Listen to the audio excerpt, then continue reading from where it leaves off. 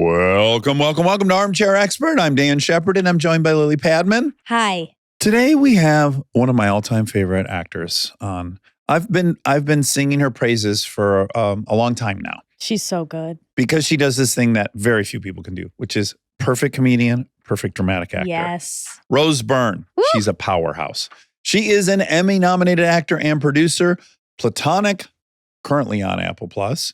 Neighbors, Insidious, Bridesmaids. She has a new movie in theaters now called If I Had Legs, I'd Kick You. It's a great title. And of course, she's from Australia, which is just endlessly charming. I find that endlessly charming. As you'll hear, she's reluctant to tall poppy, but we try to get her there. I think we made a little progress by the end. We may be. And she was not reminiscent at all of that AI that would not count to 1,000,000. No, she was nothing like her. Nothing like her, that Australian woman. Also, we have Armchair Anonymous prompts. Oh, yes. So make sure people are sometimes confused. How do I get on Armchair Anonymous, which is on Fridays, which is many people's favorite show. Check it out if you don't listen to it. It really is. People love it. Here's what you do. You go to our website and you submit your story based on armchairexpertpod.com. So here are the prompts. Tell us about an unexpected orgasm. This is a repeat. We had a lot of luck with the first round. We did. Let's hope. But guys, don't lie. Don't lie. That goes for all of these prompts. Don't lie. But mainly that one. Tell us about a dental disaster. Ooh, get ready for pain. Aaron could call in. He's dealing with some right now. Tell us about a Thanksgiving disaster. We're in Remember the holiday. Grandma caught on fire? Yeah. That might have been Christmas, but it was still good. I think it was Thanksgiving. Tell us about a nightmare holiday experience. Yoey. Okay, scary. Unexpected orgasm, dental disaster, Thanksgiving disaster, and a nightmare holiday experience. Please enjoy Rose Byrne. This episode of Armchair Expert is presented by Apple Pay. You know, holiday shopping can be a hassle, but Apple Pay makes it so much easier. Whether you're shopping online or in store, look for the Apple Pay button or contactless symbol at checkout. No more digging for your wallet or filling out long online checkout forms. It works at millions of places, including stores, websites, and apps. This means you can spend less time at checkout and more time finding the perfect gifts. Pay the Apple way. Terms apply. He's an armchair expert. He's an armchair expert. He's an armchair expert. Hi, how are you? Good to see you. I don't think that I've seen you since we did the movie. I know. Right? I was like going down memory lane, and I was like, I feel like that was probably the And last how good time. is your memory of that? That would have been Toronto, right? Like, yeah, that memory. And then I remember running into you at Jen Carpenter's wedding. Oh, wow. Yeah, which my God. was like about 9 years ago, because you go by the kids, like how old they Oh, are. yes, and so yes. that was about 9 years ago. And you had one of your little girls. I had a little girl Yeah. who had refused to put her dress on.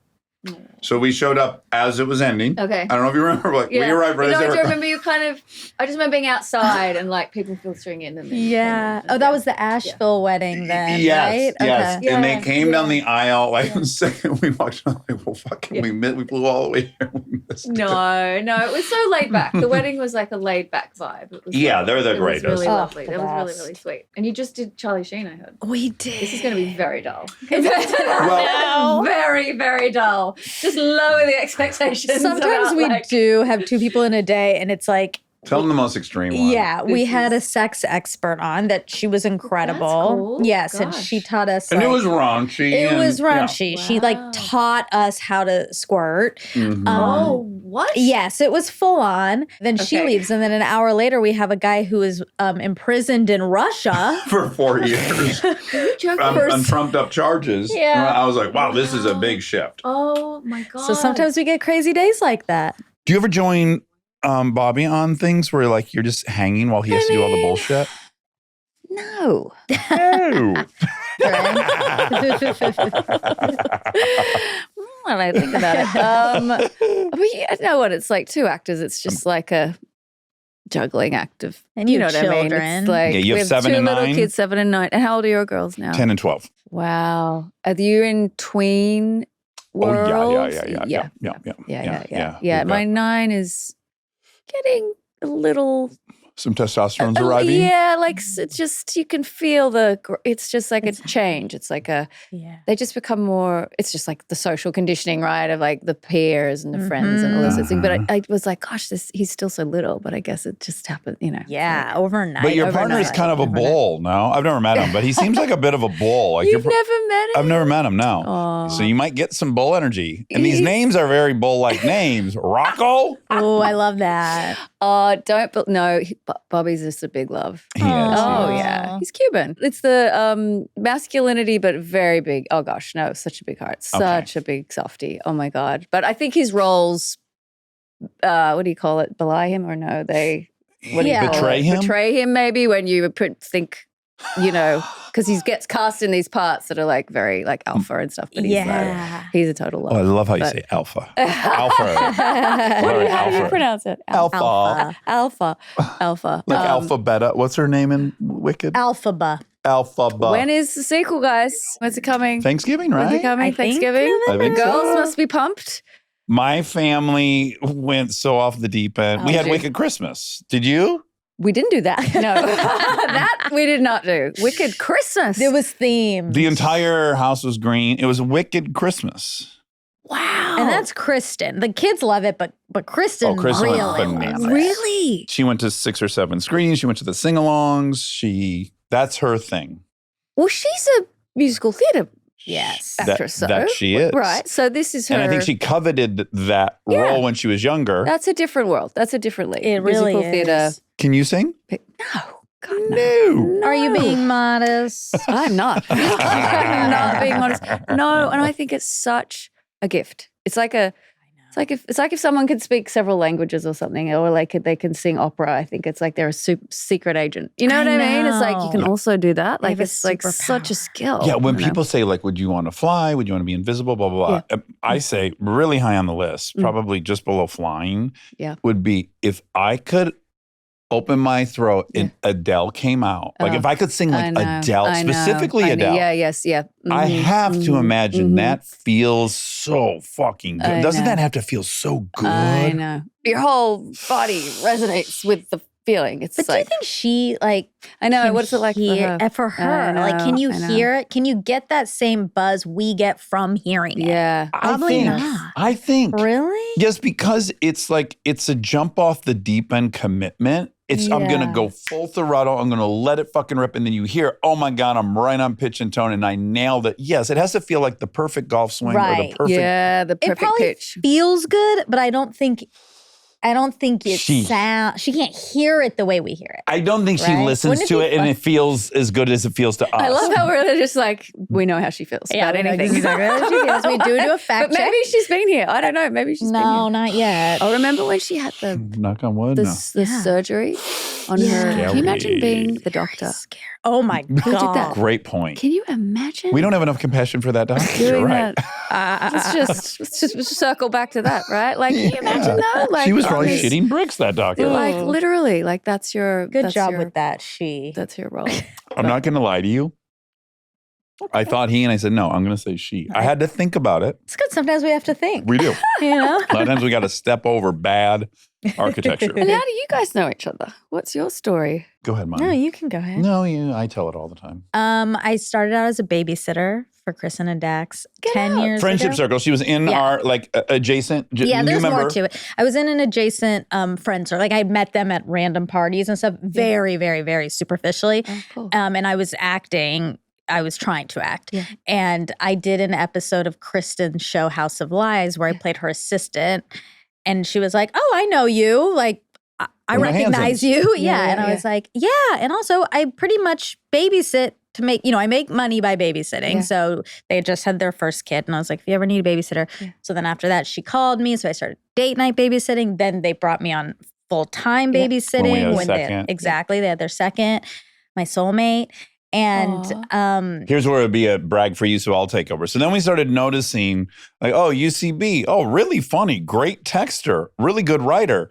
And then she started working with That's a good clue. It is. It I'm is a good laughing because clue. it's true. Yeah. And It's some like- people don't put it's such any a effort in. reveal. It's such a reveal. It is. It's like Now, this is where I do wish I was younger in dating because I could do this. Yep. Yep. You know never what I'm got saying? to flex. Were you single at any point during texting? Good question. You've been together 13, We've 12. been together 13 years, Okay. Bobby and I. So yeah. You guys had probably some fun texting. Like, I remember BlackBerry days. Oh. Yeah, like, yeah. you know. Kristen and I were on the T-Mobile Sidekick. God. Oh. The full, you got full fucking typewriter. Oh my How long god. have you loved it. guys been together? Over 18. Really? But I did woo her with a text, actually. If you hear her tell the story, she'll Yeah. say, I saw her somewhere. We had a mutual friend. I got her number. And my first text to her was, hey, it's Dax. We met at Shauna's party. I violated your privacy. Oh, Shauna, that's right. I know Robertson. Shauna. Yeah, of Yes. course. Yeah. I said, I violated your privacy and gotten your number. How do you feel about that? And then she was like, oh, that's a good start. Cute. Yeah. So you saw her talent. So, and then So I worked with Kristen kind of full time. Once Delta went to preschool and they were like, oh, what do we do with her now? We like her, but like, what do we do? You pay her to sit here and watch TV. Yeah, exactly. I mean, you could have. That would have been nice and generous, but you didn't. So then I would. I became Kristen's assistant then. Uh-huh. And that's when I started like writing a bunch of stuff for her. And got it. she was like, oh. And then we kind of like, I started writing all our commercials and we kind of became creative partners. And then I left her because we decided to do this. And how did this idea, like, He wanted to do a podcast because he loved doing podcasts, as he said earlier. Yeah. Also, we were both listening to Serial, and we had different takeaways from it. And we would often debate in the kitchen about Adnan's innocence or not. Okay. And we just debated nonstop. Yep. And so I was like, this is a great dynamic. Yep. Yeah. Yep. You had a good And chemistry. So then this started, and it took off in this very unexpected way. Yep. And it's, at one point she had to go like, I got to do this thing. And this job became bigger and bigger and bigger and Yeah. bigger. Are you and Kristen, are you on speaking terms or no? We just got back You did. together. That's good. I'm glad things are okay. Thank God she's the most Tension is generous gone. person Okay. on earth. Okay. And she also Okay. wants the best for everyone. So she, She was very understood. graceful about She's it. like a nice lady. Yeah, I know. Is she a little bit of a nice She's lady? a little bit of a nice lady. And she was quite graceful. I can't She put too really fine of a was. point on that because they were so intertwined at that point. Oh, well, Oh, that our is kinda brains were hard. very, oh, wow. like, so yeah. it was like a. If was she hard hosted for an me, award too. I show, she missed wrote her her. monologue. I mean, she really relied on Oh, okay. her. Yeah. I still show up. Does she have a new? She does have a Yeah. beautiful new a me. She did it new again. Monica? She Okay. did it again. She You did love the this. SAG The longer Award. we can talk. Yeah. Don't think I'm a fucking dad. This is I'm not my even first started with, barbecue. Charlie Sheen yet. I'm like, Yeah. This is not my first barbecue. No, we know. Yeah, very Timothy Oliphant. of Exactly. her, yeah. Again, this is Another where I co-star. leave you. Tim? We Does had him Tim on and do he was this? the best. Yeah. But he also did, he kept did what you're asking me doing. about cheerleading. Yeah. And eventually I had to say, Really? okay, I got to put a flag on this. I'm going to let you That's ask that last hilarious. question, and then we are going to talk about you. That's It hilarious. was fun. That's so funny. Yeah. He was great. Oh, well, no, thank you for the backstory. Yeah. I was genuinely Do you feel curious, more so Grounded. oriented, just oriented. Yeah, like, oriented. That's a better where way to am say I? it. I was relieved to see that. I did see this percolate up in a lot of different interviews that you've done where you kind of are Oh, pretty God. honest about the fear level. It's just like, regardless of the amount of success on paper, it's like just the fear Oh, level God, of in this like, business? yes. How can you not have that? But it's really reassuring because minimally, put your fear over here for 1 second. You'd have to acknowledge this on paper. You've had a fucking gangbuster career. Yeah. You have. Oh, yeah. I am so grateful. I've had such good luck. No, absolutely. No, this is a hard business. It's one of the more successful careers you could ever have. And the notion that you're still fearful is very comforting. I've just feel like, like this business is littered with extraordinary talented people who have not had luck or had timing, and it's it's you guys gruesome. understand, and you cannot take it for anything for granted. Melissa McCarthy Melissa, had worked for a Who decade. you knew from Groundlings, Yes, right? yes. Yeah. And she Yeah. was working. Yeah. It's not like it was I not know, a bad no. career. She was hiding in plain sight. Like, Yes. this extraordinary, and such a good actress. Like, Yes. obviously this comedic fucking bullet, but Yeah. wow, what an actress. Like, Yeah, so that kind of stuff's happening all the time. Yeah. There's people like Melissa Yeah. McCarthy who, Yeah. like, if not for Bridesmaids. not for Paul Feig and Kristen Yeah. and Yeah. I know it's interesting that artists like Mike White, right? Who gets these. It's like Jennifer Coolidge too. Like again, had an Yes. incredible career. Obviously, so revered, such a like containable presence and comedic presence. And then, but he was like, I want to write for you and like champion for her. Anyway, according to what I've read and stuff. But like to your point, it's like takes these minds like a Mike White or a Paul Feig or someone or, who can harness that and give that person a shot. And that's like out of our hands. Oh, Right. totally. You know what I Yeah, mean? yeah, yeah, Like yeah. it's that there's so little agency in our careers. Yeah. No, I have so many friends who graduated from drama school who Who knows? Yeah. back I in know. Australia, who like it's Who for you might have whatever looked up reason, to. just Oh, like, definitely. I was rejected from every drama school. Like, it's so Wow, really? Well, yeah, it was like total. It's so random. Can I It's ask just that? So like, I learned that, and I thought that That's was really strange crazy. because you started acting at 8, like you started doing stuff at 8, right? started like acting classes, like little theater classes. Like Yeah, and you're in a suburb of Sydney. How far out? inner city, like very close, meaning like 20 minutes from the city. Okay. Like, yeah, It's like like a city girl. suburbs. Yeah, in a city suburb. And yeah. you're one of 4. You're the Yep. youngest of 4. Youngest of 4. Mhm. 2 older sisters, 1 older brother. Yep. Okay, you're a ham in the family or no? Yeah, the youngest, like, the goofy, yeah. But You but- get away but, with yeah. murder. Yeah, or just like more like your parents are tired. Yeah. You know what I mean? By the time it's Yeah. number 4, like, Yeah. what are you doing? Yeah. But yeah, you start acting at 8, and then you're working by 15. You're in your first movie at 15, right? 12, actually. 12. Younger. Yeah. Oh. Yeah. There was a casting agent that Scout was looking at kids in my little class, and I got this part, and I was 12, only 12. Yeah. And then Yep. two series. Yes. I did. I did a soap opera in Australia when I was 15, Mhm. and that was great training, actually. I don't know if you ever did a soap, but it's like technically amazing, the training. Because you do 100 pages a day, right? Yeah, you That's do what's so nuts. much stuff, So and nuts. soaps in Australia are different from American. They're half an hour, and they're very hugely popular in the UK. They really Ah. translate to the UK. Kylie Minogue was on a soap opera Oh, that was wow. huge in Oh, Australia. Okay. Margot Robbie was on a soap opera that was really popular in Australia. Wow. Heath was on a What? popular soap You opera. worked with him on one? I worked with Heath. Well, I worked with him on a film, but Oh. it's like training ground. It's great training Right. ground. I have great friends who are on shows back Yeah. home. So in any case, I did one that was very short-lived, but I think technically it's incredible because you just learn how hard you work so hard. You learn your lines really hard. You move so fast. Yeah. You start to understand blocking, know where the camera understand is, and understand your that. mark. You're thrown into like press junk. You're thrown into all that nonsense too, which Yeah. is like Yeah. at a young age can be. I mean, you see, like it's littered with kids who don't make it. Like, Yeah. and this was like in Australia, so it's much more of a bubble and much more. It's a smaller, pond. Whereas Yeah. here, it's obviously way more exposure, and all the eyes are on you. America's like the content leader of the world or whatever. So Australian. Better that you say that than us, but okay. Well, I'm glad it was said. I know. Gosh, I just made that statement. But it's true. It's way more exposure if you're doing that here. So in a way, Australia is much more sheltered and protected in that sense. But what So- confuses me is if you at the point you start auditioning for these kind of prestigious acting schools, this is now post high school. Yeah, I finished right? high school, started at uni, and then started to audition for all the acting schools. Yeah. So how on Yeah. earth was it not relevant that you were already like a very know. working actor with Mm. momentum? How could that have not been considered? What? It's not the same thing. It's 2 very separate camps, like acting schools. In any case, in Australia, are way more interested in theatre and your skill around that. And like that was Like yeah, Shakespeare-y kind of? kind of. I mean, it felt way more unattainable to do that. Like that acting schools felt to me like out of my league, like definitely something. But do you think that they was, were like, punishing you for having success? They were jealous. I do I think think they were that jealous. that happens sometimes with theaters and theater Oh, schools. yeah. They like really don't like on screen.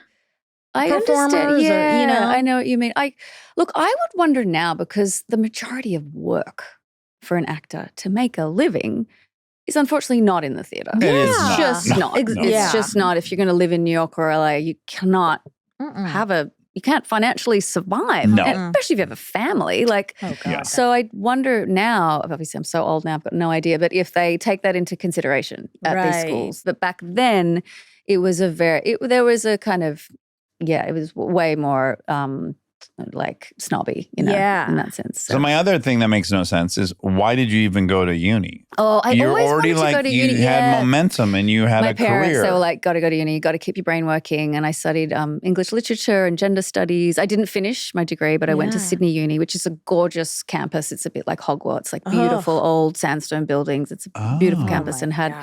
I went there, I did like half my degree. And then I just, get more I started getting more jobs and I ended up like, I'll finish it online, I'll finish it remotely. And I Yes. never did. And I wish I had. You still Do you can. though? I wish don't get this. I do. I hear this all the time Yeah. and I just don't You don't believe understand it? You don't believe it? Yeah. I don't buy It's it. hard. Yeah. It's hard to have something half done. That's sure. like it's always going to be sort of hanging. I mean, you Yeah. can find peace in it, obviously, by saying like, whatever. I I'm guess doing it's that great. accomplishment, just that sense of accomplishment. That Yeah. I finished it, I did it, I accomplished I it. started it, I finished it. I started it, I Yeah. finished it. Like that achievement, I suppose. That's fine, but it's like you were blessed, which almost none of us are. You were blessed with actually knowing what you wanted to do from a young age.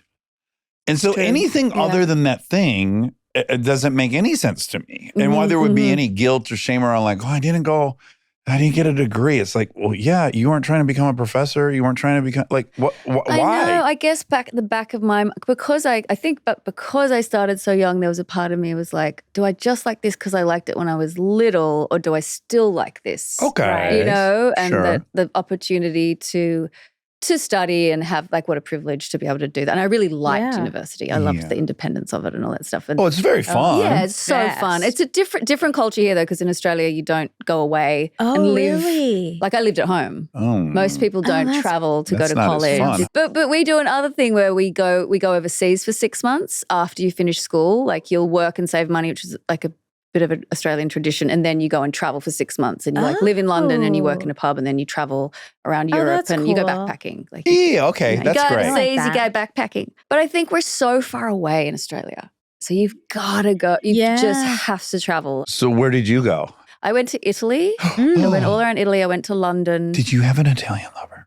I wish. No, I want one We too. all did not wish that. I wish We I all We had. all wish that we'd have that. Okay. You're working a bunch in Australia. It's going very well. You well enough to drop out of uni. How do we? I mean, I know there are a couple American movies. There's Ghost with Matt Dillon. Oh my God, that's such a deep cut. Ghost. Ghost. Well, it had a few different titles, but it was at one point it was called Beneath the Banyan Trees, but then I think the name changed. Yes, I'm gonna but tell you what it was there called. was. City of Ghosts. Thank you. Oh, Yeah. City of Ghosts. So that's 2002. So you would have been 23, A kid. Mm-hmm. and so that's an American movie. Yeah, yeah. How did you get that movie? He was auditioning. It was an Australian backpacker, so he was looking at us Aussies, honestly. And I think it was a very international cast. Gerard Depardieu was in it. Robert Duvall himself. Like it was a really, and it was set in Wow. Cambodia, Whoa. which he has a relationship with. Matt Dillon did at the time anyway. He had, I think, worked there or something. I So we remember shot this in movie. Phnom Penh. Yeah, it was incredible. I was in Wow. Phnom Penh for like 6 weeks. It was amazing. Yeah, wow, I can see the poster now. It didn't connect at all, but yeah, there's like he's like in Angkor Wat. He's one of these monument things. Yeah. I went to Angkor Wat. Oh, you which is- did? Yeah. Oh, is it spectacular? Incredible. Like Wow. speechless. One Yeah. of those places that, it's like when I went to Uluru, which is this sacred site in Australia in the Northern Territory. In any case, that feeling of spiritual awakening, which I'm not a Yes. particular. I'd love to have a spiritual practice. I think it's so wonderful, but it's one of those places where you are taken over and really, it's really transcendent. It You should erodes your go. cynicism. You should go. It's gorgeous. I mean, this was many, many years ago I went, but it's Yeah. beautiful. We had that in Absolutely Sedona where we had to concede, like, okay, yeah, I think there's something. Some places have vortex-y, like this. something- This whole Sedona, Arizona is Oh. supposed to be a vortex, and I'm like, no, I didn't know that. vortex, Oh, vortex. Really? it's so beautiful. But we were there, and we're Oh, like, wow. yeah, man, something is happening here. Wow. Yeah, that's the same feeling. That is like Angkor Wat. Because mom was an atheist, but dad and you are agnostic. Is that how we'd assess I mean, your? definitely, Australia, it's definitely not the same relationship with religion as is here. Oh yeah, Which is very, Intense. very different. Yeah. And something I'm still understanding. It's wild that the people I've met over the years and their relationship with their practices or religion or whatever, and a lot of people in recovery from a religious practice or a very, very extreme religious families or whatever. So it's, there's a it's really bazillion fascinating. culty type religions here. Mhm, Yeah. mhm, yeah. So there generally, is it just like less of a thing in general? It is, I would say. Yeah, obviously there is a history of it, but it's less fundamental than it is here for sure. Yes. And it's something I'm still learning about here. But growing up, it was. I went. My parents didn't practice any religion, but they sent me to scripture, which is like it's like a Sunday school at my school, but it wasn't on a Sunday; it was on a Friday. That's such a boring story. In any case, but they said to me, "It'll be educational, and you can decide. Oh, Yeah, you that's can nice. decide what you think, and you can go and you can." And I remember just And you were like, harassing- where are the women in this story? Oh, There's none? Okay, I think I'm going to move I on. just remember harassing Yeah. the poor man going like, but if there's a God, why do people kill each other? Yeah. Or why do Yeah. people It's a good not have question. food? Or Yeah. why do people like, Yeah. what's God's Why plan? is it so unfair here? Yeah, I know. Like, what's the deal? Yeah. And the poor, priest or whoever he was trying to, Yeah. talk to his this way. like 10-year-old girl about it, Were you guys brought up anything? Can I ask quickly? Of course, before yeah. I- Technically, my parents are Hindu, Mhm. but they're not Practicing. really. Like, Yeah. actually, the older my parents are, like, my dad now will go to like the temple every month, Mm. but it wasn't a thing we did really Yeah. when I was young. Yeah. So Yeah. I didn't know much about Yeah. it. Okay. Yeah. One of my grandparents, when I was visiting them on the weekend, baptized me Southern Baptist, and then the other set of grandparents baptized me in a Catholic church independently without any permission from either parent. Amazing. Amazing. And neither stuck. Although I did prefer the Amazing. Southern Baptist vibe because there was a picnic after every Picnics Sunday. are fun. And That's that how was they great. get you. Great food. Southern Baptist's pretty hardcore though. That's Oh, like big. Say what? pretty time. hardcore. More like And there's all these pockets within, Baptists. Mhm. There's Southern Sure, Baptists and there's this and that. Yes, And, yeah. and there's, there's a Pentecostal and then Yes, yep. yeah. Methodist church. Yes. I'm Yep. from Georgia, and so you Oh, just you like are? drive. There's like just certain streets where it's all churches, Mhm. and it's all Mhm. different kinds. There's Take a your pick. Baptist, yeah. What Presbyterian, Methodist? I went, Catholic. There's so many. Yeah. I yeah. just suggested to someone, our friend Hannah moved to Nashville, and her parents were going to visit, and they're very religious. And I said, you guys should do a church crawl because there's Literally. so many you could really You do really a church can. crawl. Yeah. It is wild. The shooting in Atlanta. Yes. It's wild. And outside of Georgia, it's like, oh my gosh, you're always in a church. Always. Yeah. Base camp, you're always in a church. Yeah. You're always eating in a church, You're right? always That- eating in a church and Yeah. the thing. It's wild. But no, growing up in Australia, it wasn't part of my childhood. No. And I started acting so early. That was really my main. I didn't really do sports. I wasn't like a particularly sporty kid or anything like that either. So it was really that was my thing. Yeah. So does that movie though, City of Ghosts? Matt Dillon's film. Yeah. Is that like, had you always been like, well, we got to get there ultimately, Mm. or no?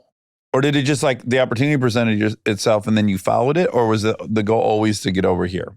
It was the As goal. you said, the content capital of the world. As I said that, Your I realized words. maybe Bollywood Oh, is that's the Well, content. volume. I traveled through India and I went to a Bollywood film and it was incredible. A party. It was one line for men to see the movie, one line for women lining up, and then one line for tourists. Wow. And What area? it What was part? packed. I think we were in Jaipur, Okay. I believe. Wow. And I will never forget it. I was like, if this many people could see an Australian film, we would have the richest, most, Yeah. and there is a great history of rich cinema in Australia, but this was unbelievable. Yeah. And it was 3 hours long. Uh-huh. There was a half an hour break in the middle. Yeah. Yeah. When you need one. Everybody's talking the whole time. Oh, the whole movie. Everybody's Oh, talking. yeah. It's all in Hindi. Uh-huh. Oh I my don't know what's happening. The people God. next to me are so nice. They're explaining it to me. I'm like, what are they talking about? It was like the most joyous, communal. I'll never forget it. Anyway, we should acknowledge the content coming out of Bollywood. That's fair. Yeah, I tip like- my hat to you them. know. Yeah. Stay tuned for more Armchair Expert, if you dare. This message is brought to you by Apple Pay. Dax, can you believe it's already fall? This year's flown by. I know, right? But fall is my jam. Remember that farmer's market we hit up last weekend? Yes, all those vendors with their yummy apple ciders and the big pumpkins. I love big pumpkins. Artisanal apple cider, don't forget. And the smell of fresh baked goods, heaven. But here's what blew my mind. So many vendors accepted Apple Pay. It was so convenient. I love Apple Apple Pay. Everywhere I saw the contactless symbol, I just double-clicked the side button on my phone to bring up my card, and then just a quick little Face ID scan, tap, boom. Yeah. So easy. Apple Pay's been my MVP this season to buy festive fall treats and drinks. And you know I'm on a mission to find the best fall-themed latte in town. You know this. I do know that. How's it going? That maple one you were telling me about sounded pretty insane. It was so good. And get this, you can also use Apple Pay at lots of cafes. No fumbling for your wallet. Just double-click, tap, and sip. It works at millions of places anywhere you see the contactless symbol in stores or see the Apple Pay button online and in apps. Exactly, making it easier to enjoy all the fall goodness. Speaking of which, I'm totally set for Halloween. Apple Pay made it a breeze to purchase the perfect decorations online. Right from my iPhone, I just tap the Apple Pay button at checkout, double click to authenticate, and boom, payment complete. No long checkout forms, no fuss. Fall festivities have never been more fun or easy. Pay the Apple way. Terms apply.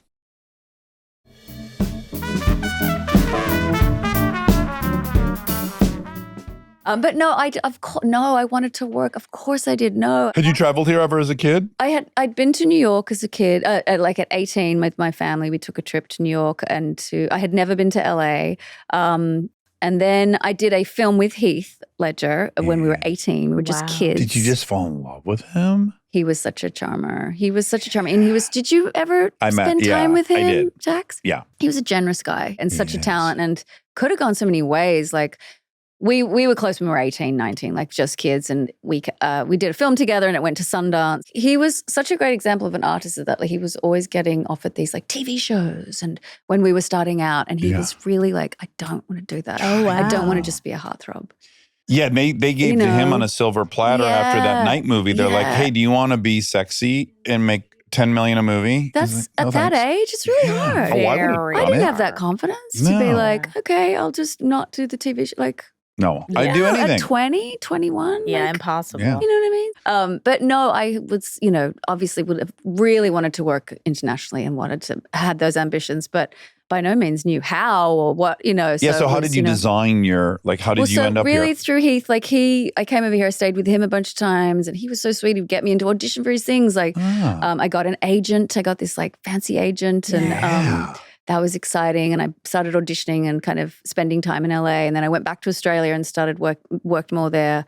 And then I never heard from the agent again. Oh. Never heard from them again. Really? Oh, boy. But I still see her around. Oh, that's so weird. I was tiptoeing around this the other day in a fact check. We were talking about we went to the night before party, which we haven't been to in, 15 years. The Emmys party?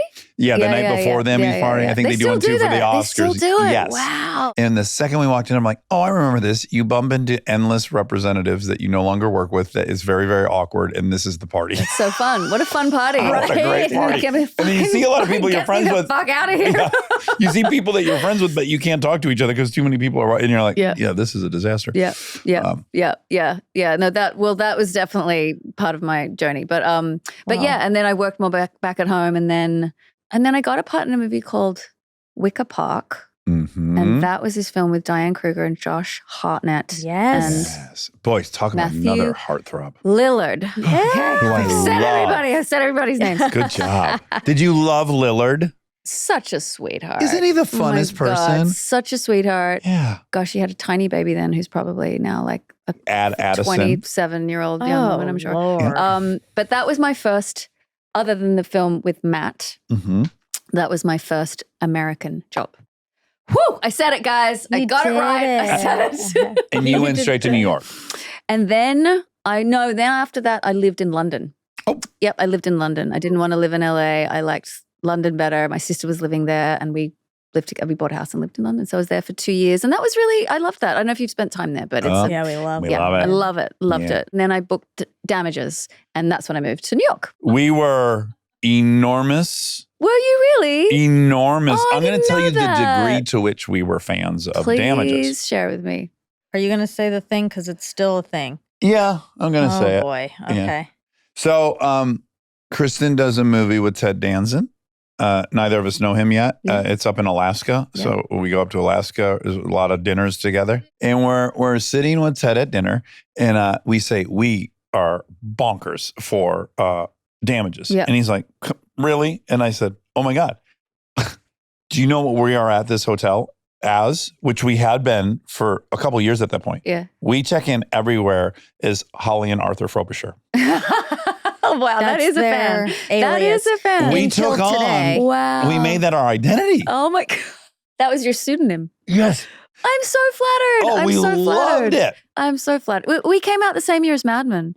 Oh, So it was yeah. it was that chapter of, prestige. I mean, The Sopranos had set the bar. Yeah, but it'd 6 been a Feet long Under, time. At that time, we thought only HBO could do that. You and Mad Men were the two who was like, oh shit, cable's going to do this. And then Breaking Bad was soon after that. And, and then now we're obviously It's all we have. years later, it's like that's where you see drama. Yes. Is really on TV. Like, Yes. look at Adolescence. It's way better than Look at, movies. it's let's be honest, it's gotten way better than movies. I mean, it's hard not to I can disagree move with like that. 3 Yeah. good movies a year, and I can name Yep, like exactly. 600 episodes of That's TV that true. were brilliant. That's the truth. That's a good way to put it. Were Yeah. you hesitant to sign up for a TV show because you had your foot so firmly in the door in the feature world? No, I mean, the material was so good. Working with Glenn was like a masterclass. Yeah, And but signing that contract of like it's scary. 7 years. They have you for 7 years. You yeah. just, and that was a conversation I had with myself. But it was looking back now. It's funny when you look back, right? And it was just like, wow, look how far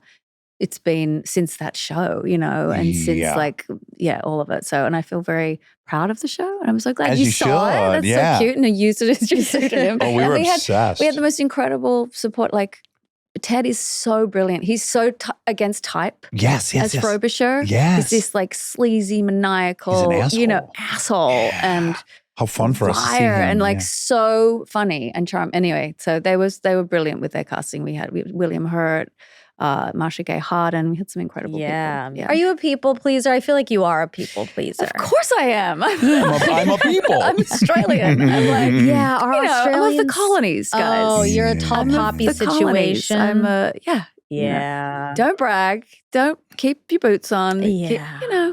It's No tall very poppy. much. But you're allowed to be Yes. a tall poppy. Unfortunately, you're a tall poppy. You have to take that back immediately. No. Immediately. I'll be cancelled. Please don't make that. Please I need you take to that lean back. into your Please poppy. take that back. I'm going to come out with it right now. It's going to wait. But We would go, gosh, yeah, this is it. it's making me so nervous. Good Lord. We are tall poppies, and we own it. Open books. I love it. Open. I love Okay, it. what were you It's too gonna- exhausting to not be. I love it. It's just You fucking. have to keep too much to yourself. You have to keep Yeah. so much to yourself that's Yeah. exhausting. Yeah, that's true. That's why I'm tired. And I'm for- tired, guys. I'm on a podcast tour. I'm very tired. And Rose, for whose sake? Yeah. Who's sake? Whose I don't sake? know. It's on my cellular level Yeah. of keeping. Yours is at least yours is cultural. I think mean, it I know. is. I'm leaning on that. But no, I interrupted you. What were you going to say? What I was going to say, and this will be hard for you to hear, but I have said it on here many times. Mm. I really would put you and Walton Goggins in the exact same category, which is Finally. I don't think Thank you. Finally. I don't think I've seen two people that can be that good at drama and that good at comedy at the level you both are. It's astounding. It's when I already loved you from Damages, but then when I saw it had to be probably Neighbors. No, I had seen you in Bridesmaids. I saw her in Bridesmaids. She was great. Melissa had this stuff. I'm very much the straight She's man the straight in person. Bridesmaid. Right, but you Yeah. are still Neighbors, so funny in it. Neighbors, you had a loose rhythm and confidence that I just hadn't seen yet. And I was like, get the fuck out. She can do comedy like this. And then I've thought that a dozen more times since then. It's so Very impressive. sweet. Yeah. Thank I hold you. you and my wife. My wife can do it all. I was going to say I would put your wife in that category. I would too. And she's also incredibly disarming, your wife. I've only met her once, but she's so funny and immediately put me at ease in a way that was so disarming in a and way lovely. that we're really not And doing. she was so funny. Yeah, yes, she is. she's And incredibly funny. Funny people aren't necessarily funny actors. Funny actors aren't necessarily funny people. It is not. And usually comedians are actually very serious. Yes. Which I've learnt over the years. Yeah. So it's, you never know, Yeah. is my point. So, Yeah. Do not but know. that's such a sweet thing to say. I'm very flattered. Everyone we've had on who's worked with you, which is a lot of people at this point, you always come up and it's always like an absolute love fest about you. Can we- It is. Everyone loves working with you. Can we jump to Neighbors? Because how aware of it are you? You have to be. And then B, how do you explain it? And then C, how quickly did you notice it? You and Seth have this crazy symbiotic rhythm. It's so fun. Mm. How quickly into like meeting him and starting to work with him did you go like, oh, there's some magic floating around? I think it's like chemistry's so weird, right? Like, how do you know? How do you describe it? But we're not that. I mean, obviously, we're so different. You're so different. We're so different, but we sort of work the same way in that we're really into the work. We're kind of private people. Like, we're not. I mean, Seth leads a very. I mean, he's an open book in many ways about whatever. You know, he's like he isn't. He isn't. So he isn't. He isn't. And I think told it's him. a little bit of a trick. Yeah, He's a trick. I've told him. I'm like, you're someone who I think I could get close to, but I know I can't get close to you, and I don't know what to do with that because I'm the opposite. It's making Dax's brain. And there's something, I think that there's a similarity about that with us, and we see it in each other. And I feel very like relaxed with him, particularly when we're working. We just have such an ease, and he's a gentle guy, and he's he's a gentleness to him that you can see, and that's where I find our kind of place, I guess. I don't know. It's a very funny thing because on paper you'd be like, how did these? And this is so corny, and I say it all the time, but he's Canadian. He's Canadian, and there's something about that too that I think we have some sort of similarity in the Commonwealth. It's just a little bit different, you know. But I feel really grateful to have that relationship with him when you get to work with someone again and again and again. Yeah.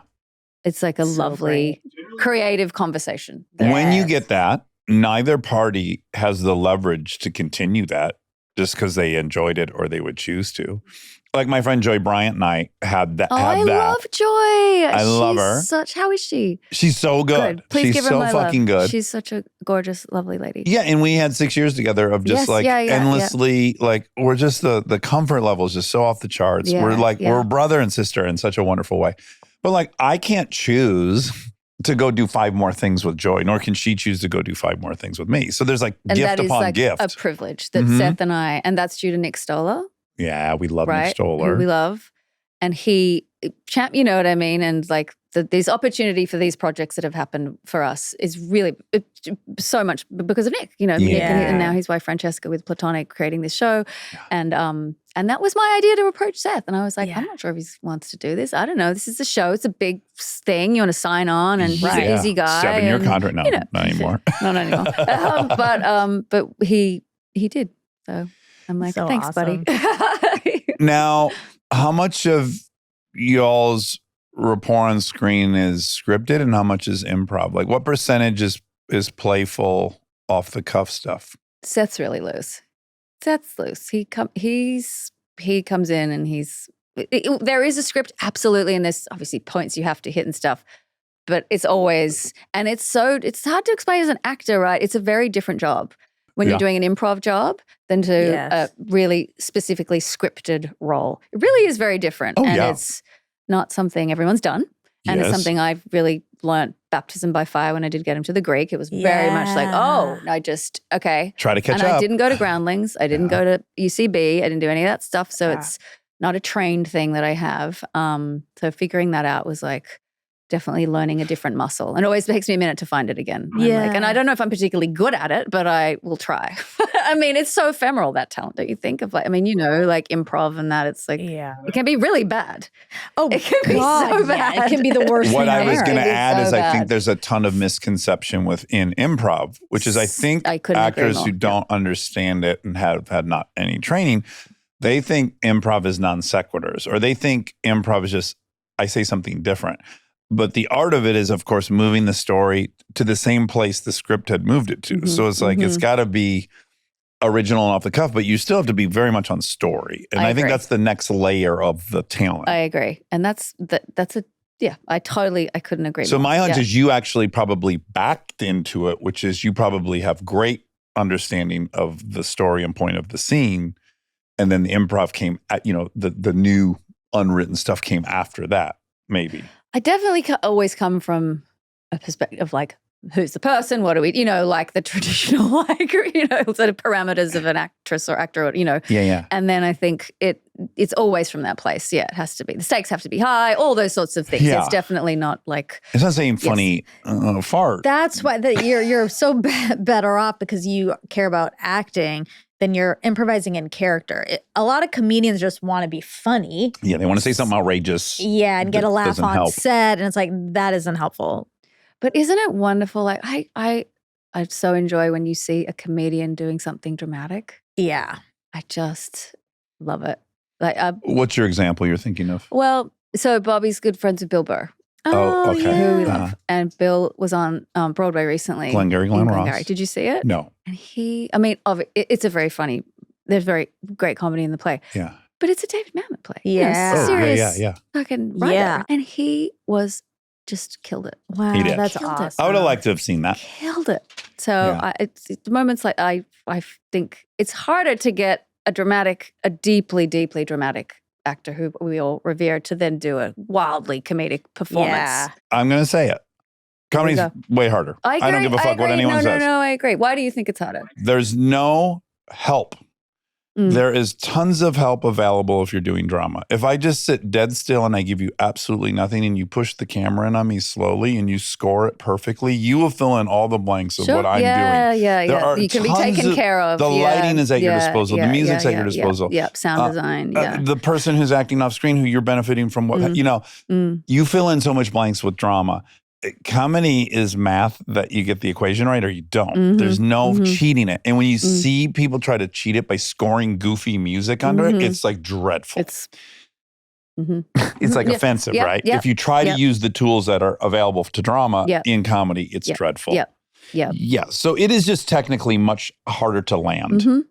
I love that. I think that's so So articulate. you should be prouder of your comedic chops is what I'm Well, arguing. you be proud of everything. You be a top I don't think you can be proud of anything. pathologically problematic. No, I feel like comedy's so subjective. Yeah, it is. We can all agree on what is sad. Well, that is true. We can kind of pretty much agree. That's a great point. But can we Yeah. all agree on what is funny? No. Also, timing is kind of like what we were talking about singing earlier. It is a gift. Being like comedic timing is a gift. I personally don't think it can be taught to an extent, and the way singing can be taught to an extent. You can't teach it because I feel like timing is about unpredictability, so that you can't teach that. Yeah, that's just a rhythm that exists in your head or not. I know, and it's wild when I've worked with like a Kristen Wiig or a Maya Rudolph or a Melissa, who's like Yeah. the Michael Jordans. Oh, of yeah. these performances, and Yeah, it's Polar, effortless. Yeah. Effortless, Mhm. and I'm just left like, wow, Yeah. to me, and Uh-huh. I don't even know if they know it's effortless. Right. Exactly. You know, I'm like, do you know how effortless is into? And that's interesting to me. Yeah. Yeah, then we get into the really interesting psychology that's quite pervasive among comedians that do end Yeah, up what is successful it? is Yeah. it's easy. And there's a guilt and shame about the fact that it's easy. But of course it's easy Mhm. because you've been practicing since you were a little kid how to do this thing. And Yeah. then this guilt. Now I got to do Shakespeare to prove I'm a hard. Like Yeah. there's a whole racket I think that goes along with success as a And then I comedian. wonder if there's a lack of respect for how hard it is. Oh, yeah, yeah. You know what I mean? It's Polar like, just blasted off recently about this, and I appreciate it. She's like, fuck reviewers. Fuck all reviewers who Oh, refuse yeah, to give any yeah. credit to comedy. Yeah. Fuck the Academy Awards. Yeah. Like, and then so true. It's She like, did? That's yeah, yeah. so punk. I love that. And it's I so love that true. she It's said like, how that. dare you That's- motherfuckers act like this Why this is it high wire shouldn't considered? be I know. Why is acknowledged. it considered less than? Yeah. And then also, who gives a shit if anything's None of it acknowledged? matters. I know. I know. And then Yeah. like the whole thing is, yeah. I just want to talk about 2011, and especially now that I have a sense of your anxiety. What are you talking about? What are you talking about? I want to talk about What do you mean? 2011. By the way, all I'm looking at is the Olsen twins up there behind Yeah. you. Aren't they calming? They're very cool. I feel so like cozy in their like huge coats and their like cool hairdo. Oh, I'm they just, probably like, cause anxiety because they're so cool. Yeah. That's a photoshopped photo. Like, Just they're- so Yeah, you know. obviously. Kind I'm of- not with. Yeah. Oh, really? Yeah, I had a hunch you thought they were. Oh, I yeah. thought that was real. I I no. wish. Wow. No, it's Okay, sorry, I digress. Go it's back. a Go back. Go manifestation. back. I'm sorry. That was like okay, good. You're doing quite well up to 2011. No complaints. It's going very, very well. But in 2011, You make $1 million movie that makes $97 million, Insidious. Oh, yes. So that you're like, what? I mean, you just minimally have to go like, fuck, that was lucky. We made $1 million movie that made $100 million. With James Wan directing it, who has gone on to, well, like he's an extraordinary director, but now he's, entirely doing huge movies. That Different was genres. different genres. That was shot in 22 days for $8.50. Yes. Literally like nothing. So that's bonkers. It was 2011, you're in Bridesmaids. It becomes the biggest grossing R-rated comedy ever. Impossible. This is the same year. This is the same year. This thing makes $288 million. That's wild. I forgot that's wild. I forgot that. I forgot it was in the same time period. 2011, X-Men First Class. Oh, boy. $350 million movie. Oh, boy. How are you computing, like, we've been trotting along, it's been improving a little bit, and now all of a sudden in this 1 year, everything I've touched has just been something you could write a story about. Like, how are you computing that? Did you get superstitious about it? I definitely have superstition. I think I still do talking about it. I'm like, I You're afraid to definitely even- have, you know what I mean? I do. I have an innate, I have superstition around the process. Like I am definitely have a little bit of that. And with this business, and you have a moment, the moment will go away. Your and first there will thought is be like, this will another go away, moment. right? You know what I mean? Yeah. But that was a chapter, and hearing about it's like a core memory of like, wow, that was an extraordinary chapter. And you don't know, you have no control. I have no control about how it will be received or how it will go, particularly something like Bridesmaids, which was, shooting it and thinking, I don't know if any. Yeah, we Fingers were like, crossed. this is crazy. We didn't know. We were like, oh, this is unusual because I'm with so many actresses. Like that's Right. weird. And I Yes. love this. This is so funny. And I love these women. And I was so naive. I had no idea that that's all I would be talking about too. Was Yeah, like, oh, women are right. funny. I was like, what? What? Do I have to talk about that? I have to talk about that? I have to Yes. what do you Yeah, mean? it opened up so many weird It was so weird. It was like we were a conversations. group of dolphins. I was like, what's happening? Yeah, I don't know. yeah, I yeah. grew up watching like Julia Louis-Dreyfus and, I was Exactly. like, I didn't know any different. Yeah. I think if you were on the, my bad. I just, No, please. I squirted too much nicotine Have in my some throat. matcha. Wow, so you squirt the nicotine. I do both. Yeah, he has mint, A lot of and delivery spray. systems. Thank I God. always died right now. Oh my God. I think on the outside, people would assume I'm going to take another drink. Take your time. Yeah, no, please take a moment. Take a moment. No, we lose the room at 3:15. Oh, God. So who's there's another next? podcast starts. Not ours, but someone else's. No, just kidding. Just kidding. Don't scare her. There's a lot of anxiety. She's scarable. I'm also gullible. I fully thought I was like coming up with a whole scenario with you guys at like a fashion dinner or like the man. Did you bungalows or Imagining something. her exotic I life. was like, why did you do that or did somebody do that for you? Rob did it for me because for Christmas he got me that sweater, but it didn't arrive. So he gave this to me as like a placeholder. And then this is I actually see. the better present. Is this a sweater from the row? It is. I know. Yeah, I know. I know. Did you think I was like really cool when you look like you're like, oh my God, she's cool. She hangs out with the Olsens. What else course I could you did. think? Yeah, It's like right. I know. Elevated Luke's like what are you talking about? Like, wow, look at that. I know. That's out of my league. What else could one conclude, I know. Monica? I know. That's the only thing Isn't on that the what I'm table. supposed to It feels conclude? That's what I Lie. felt. My integrity was like, I must correct this. I think she has just gone on a journey. And that's not very nice to me.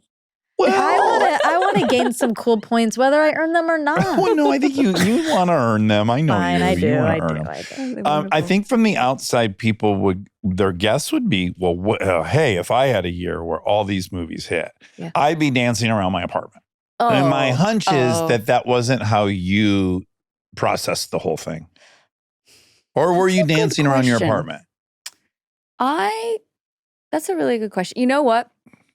I don't think I was, but as I get older, I'm like, you should dance around apartment. Yeah, You should dance I know. around the fucking apartment because what are we here for? Like, Exactly. celebrate, enjoy. And it's not going to get Accept it. taken from Let you it- because like, you enjoyed it. Exactly. And even if it does, still enjoy it. You know what I mean? Like, what's Yes. the point in not enjoying it? This sort of holding and I did have fun. And obviously, oh my gosh, it was like such a fun ride with, Bridesmaids. And like, that was obviously so beloved and everything. But I need to dance around the apartment more. We all do. But you feel like you can always lose it, which is that's the logical error. Yeah. You can't lose it. It happened. Yeah, it happened. But you can kind of lose it, can't You can lose it, yeah. Depends on how you define it, I guess. And how do you define it? I Yeah. know. All right, I'm going Totally. to ask a nosy question that you're going to fucking hate. Oh, Monica. But you did. Help me. You've done 4 of these Insidious Good movies. Lord. You've done 4 Insidious movies. The first one was made for $1 million, made 97. The second one was made for $5 million, has made $166 million. The third one was made for 10 and made 167. The last one, I don't even know where I'm at. Almost $200 million. Wow, that's amazing. Please tell me you've got a juicy piece of this pie. You just get like those movies come in, you're like, oh, we're getting a new apartment. It would be a financial question. Oh my Knew God. it. This is not what I expected. How uncomfortable are you? Oh you my think was God. gonna I'm happen so here? deeply uncomfortable. And offended? I'm so deeply Please don't be uncomfortable. offended. How do you, I mean, obviously we know like you probably don't want to talk about money, but how do you feel about money? Can like, you tell? I would love to. Let's talk about money. Well, you couldn't even say money. Let's talk about money. The M word. Do you, how should I say it? Like, does financial safety matter to you? Does financial, of course. I mean, God, no. Once you have a family, are you kidding? Like, Okay, it's yeah. like, we're talking about the theater, right? Like, Yes. of course, no. And you had a modest household. Mom was an administrator at school, and dad totally. was Like too many kids. bunch of kids. But I got a job really early. I worked at an Indian restaurant, Nice. Racist. Curry World No, we appreciate on it. Darling okay, Street in though. Balmain, and then I worked at Baker's Delight for many. I loved it. I loved work. I loved it. I Yeah. loved earning money. I loved going to Yes. work. I loved the performative nature of being at a restaurant. Yeah, I yeah. loved being there behind the thing. What kind of like the ding ding ding ding ding ding like that, you know. And they say, well, what I've read about, particularly raising boys is it's good for them to have a job as a teenager is a really important thing. Like it's a great Yeah. way to. I had so many. Did you have so many jobs? Oh my God, yeah. Like go see the principal, get a work permit so I could work at the restaurant Oh, at wow. 12. The whole thing, yeah. To tassel Yep, corn yep, and yep. agriculture Yep. at 14. Yeah. I loved my jobs. I loved them But from I an think early age. what she could be asking, and you could make it relative, which is financial insecurity is, I think, top fear for me. Where it's a sickness, Yeah. and and I Which have is made this. absolutely a real thing. Yeah. Absolutely Yeah. a real thing. Absolutely. Yeah, Yeah. people have it at varying It can degrees. tip into it being all consuming. And I Mm. guess I wonder on the scale, like where you sort of land. You feel like I you're think in I have a healthy That's good. respect, but we do not live a lavish life. No. I am not a wildly lavish person, but again, like what memories do you want for your kids? Like the Yeah. core things that I grew up, what I remember is like a great holiday at Travel, a tiny yeah. beach house or whatever. But like those things are the things that I feel are like the most valuable, right? And you and Bobby are aligned. Yeah, we are. Oh, that's I think good. you have to be. Well, to a degree. I mean, you have to figure it out, right? Yeah, You have yeah. to like be able to figure that out about what are we raising? What do we want to? What kind of Yeah. life are we raising for these kids? What are the values? Do you have the same thing that Dax is chatting about? Like, No. I have a I mean, yes I and think no. yours is realistic, right? I have a real and you mine know, is unrealistic. it all changes as you get more. Like that's the Yep. truth. Like yes, Yep. I am so financially safe. Yep. But the more you have, the more you get, and then the more you need. It shouldn't be that way. You should be able to remove yourself and be like, I don't need anything. I'm good. Didn't like Warren Buffett have one house? Yes, Right? exactly. Isn't that Like The that that's great same old story, house he right? bought in He has the 1974 same in house, like Omaha. that interesting story. Like what is that? Do you think that is what's the psychology behind that? Do you Well, what I think? like about it for him was it does demonstrate that you would think he was in all that for the money, and he wasn't. He was Yeah. in it for the game, and I can research further, and I can see value where other people can't, and that was really what drove him. And The that's game. kind of The game. admirable. The Yeah. game. Yep. And being better at it than other Mhm, people. He actually didn't want any of the shit. And then that's wild, isn't it? And then what does he do with? He's giving it all away. He pledged it to the Gates Foundation.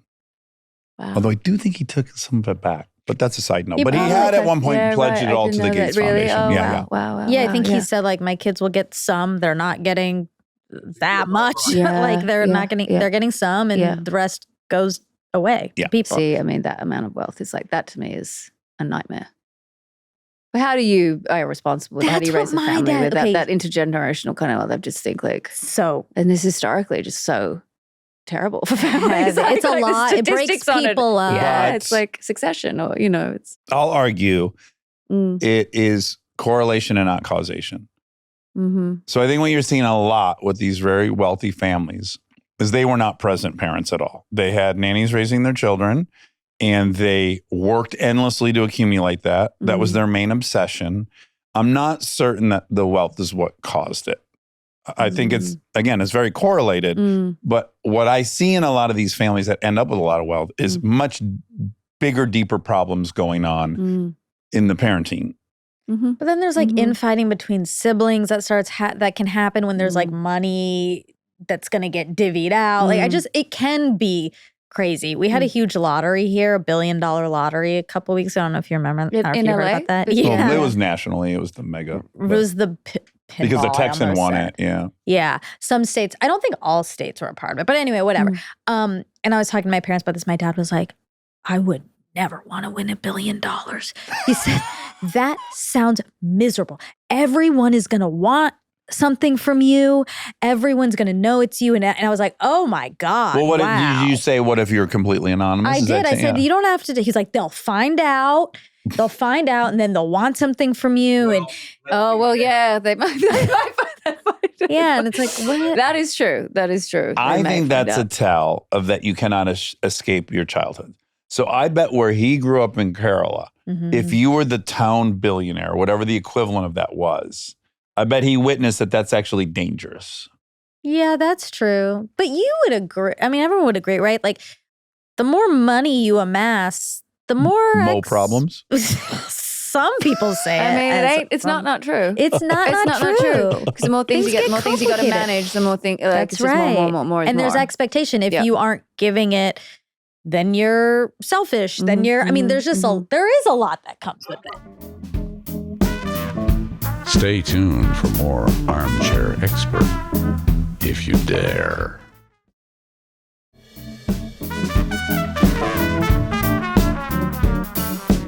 I remember watching a great documentary about happiness once, and they were saying, you know, a certain amount of money can really help. Yes. But if you have, you know what I mean? You have no money, and then a certain amount can change so much the quality of your life Yes. and your mental health and your physical, all those sorts of things. But beyond that, Yeah. it doesn't change. yeah, it starts like to plateaus diminish. for a Yes, while yeah. and then it diminishes. Yes. Yeah. And that was fascinating because it's not what we're sold. You know, and the It's not. discrepancy of wealth is just horrific around the world, obviously, Yeah. which is Yeah, a whole yeah. other conversation. But, you know, that is like pretty unsettling and awful, Yeah. you know, and it's just getting worse. Okay, we're about to talk about your movie, but I do have to, I compiled this list and it took me a long time. So I am going to make you listen to it. Did you see the movie? Yeah, I watched it last night. You did? I did. Yep. Oh my God. Yeah, yeah. Did you get it? 2 nights ago, I watched it. I feel like you would get it. What do you mean, get it? Like, did you feel like I you can't wait to talk about understood it. Okay. Yeah. Great. But not before you hear this list. Oh God. I sincerely don't know that anyone has this list. This is a list of your co-stars. Oh, cool. Fun game.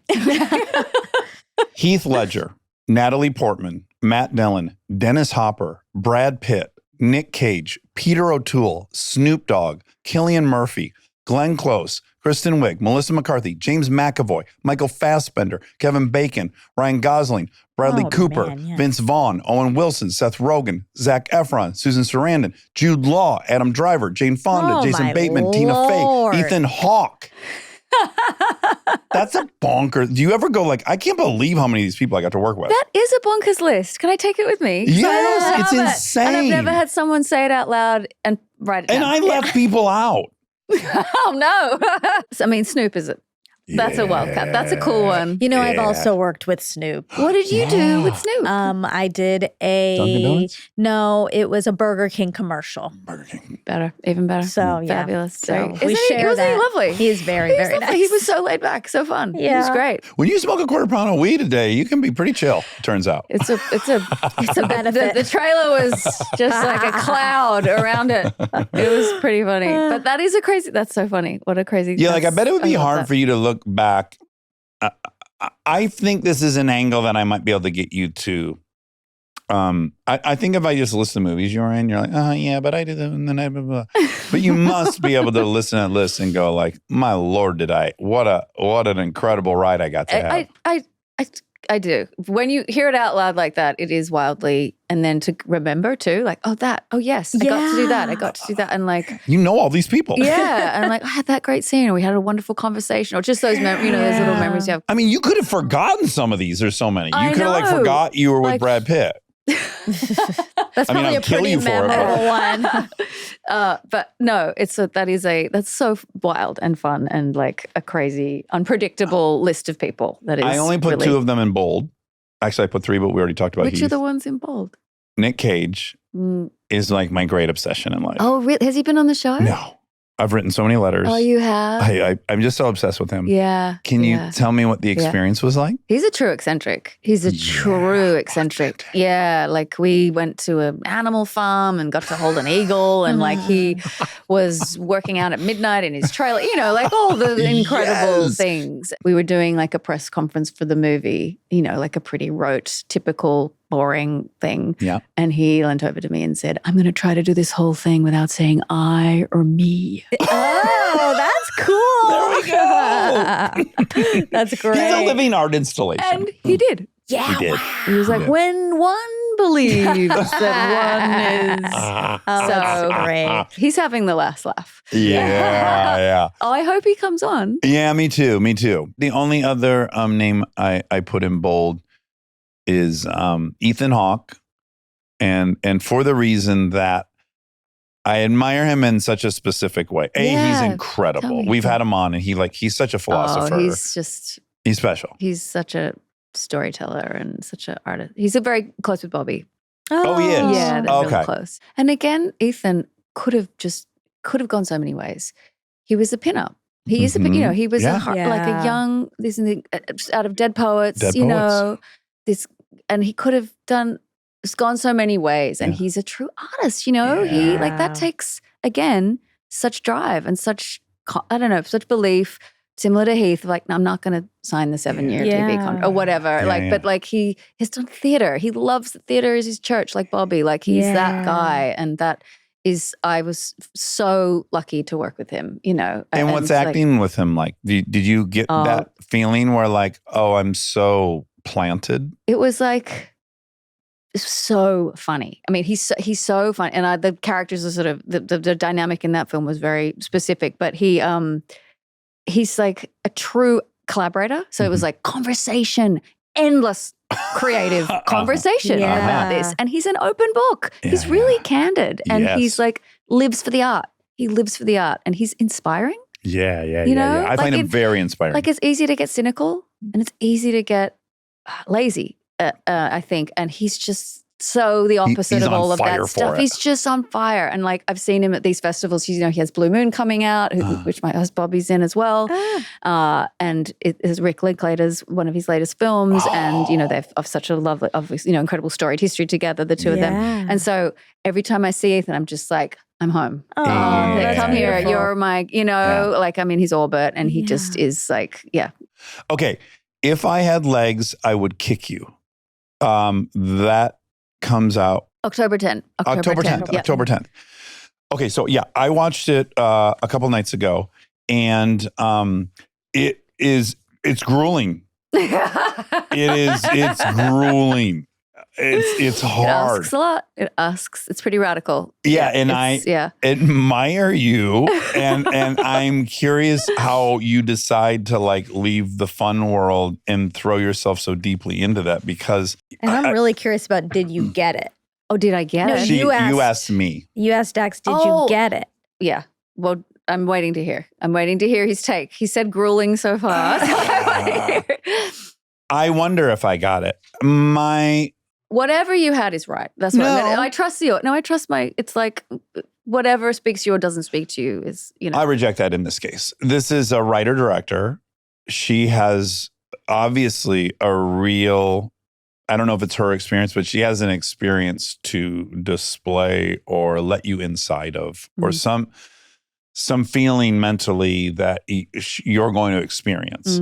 So I do think it's actually quite specific, as opposed to a lot of movies, where I could say like what was in the box in Pulp Fiction. I don't know, is it the fucking 10 Commandments or not? That's up for me to decide. But this is like, okay, so let's set it up as much as we can. Yeah. It's probably a hard one for you to promote. Well, it's funny because it's not set up for the audience. You are dropped into a Madness. crisis, Yeah. madness, and the tension does not stop. It is Never. a relentless experience of tension. Yes. And it's purely from the perspective of this woman. Yeah. You're almost the only person we see in the movie. It's literally, yes. Yeah. And it is a fever dream.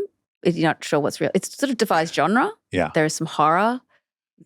I laughed. I think it's funny. There is some gallows humor. Like it is definitely, there's a valve relief throughout the film for the audience. But you're a mother and you have a Yes. child that is sick. Yes. She has some illness, we're not quite certain, but it does involve a feeding tube. And she has weight objectives. She has to hit a certain weight before they can remove She's this. discharged from this program. Yes. Yes. Yeah.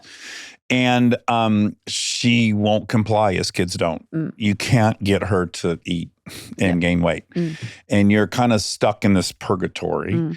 And you're unraveling in many, many ways. You have a terrible relationship with your husband. And my therapist. He's vomitous.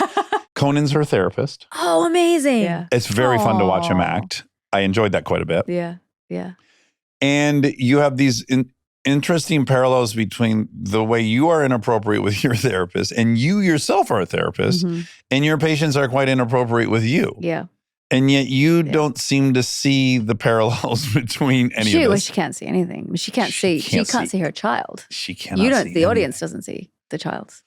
Yes. She can't hear anything or see. It's someone in a crisis, and it's someone who's a caretaker more than a mother. I feel Right. the film is about that in many ways. Like Yeah. she's not in that role as a mother anymore, and she speaks about that. Like this isn't what I want. This isn't what it's supposed to be. And everyone's been a caretaker, whether it's for a friend or a spouse or an animal or what, Your parent. or a parent or, and that feeling of drowning under the pressure of that. That was the exact word I used. I was like, I felt like I was watching you drown for a very, very long time. It's a radical movie, and it's kind of punk rock too, because It's very bold. It's very bold, and it's things about being a mother people don't want to talk about. A lot of shame around any mother if you talk about disappointment or fear or So that's what I think it's about, right? I Yeah. think it is an extremely heightened metaphor for the impossible pressures that are on modern mothers. see. There you go. There's your take. Oh, you There- got it. Yeah. I like. Yes. But why it makes it hard for me to watch is I'm sure it's hard for you to watch. The notion of talking to my children the way that you talk to your kid,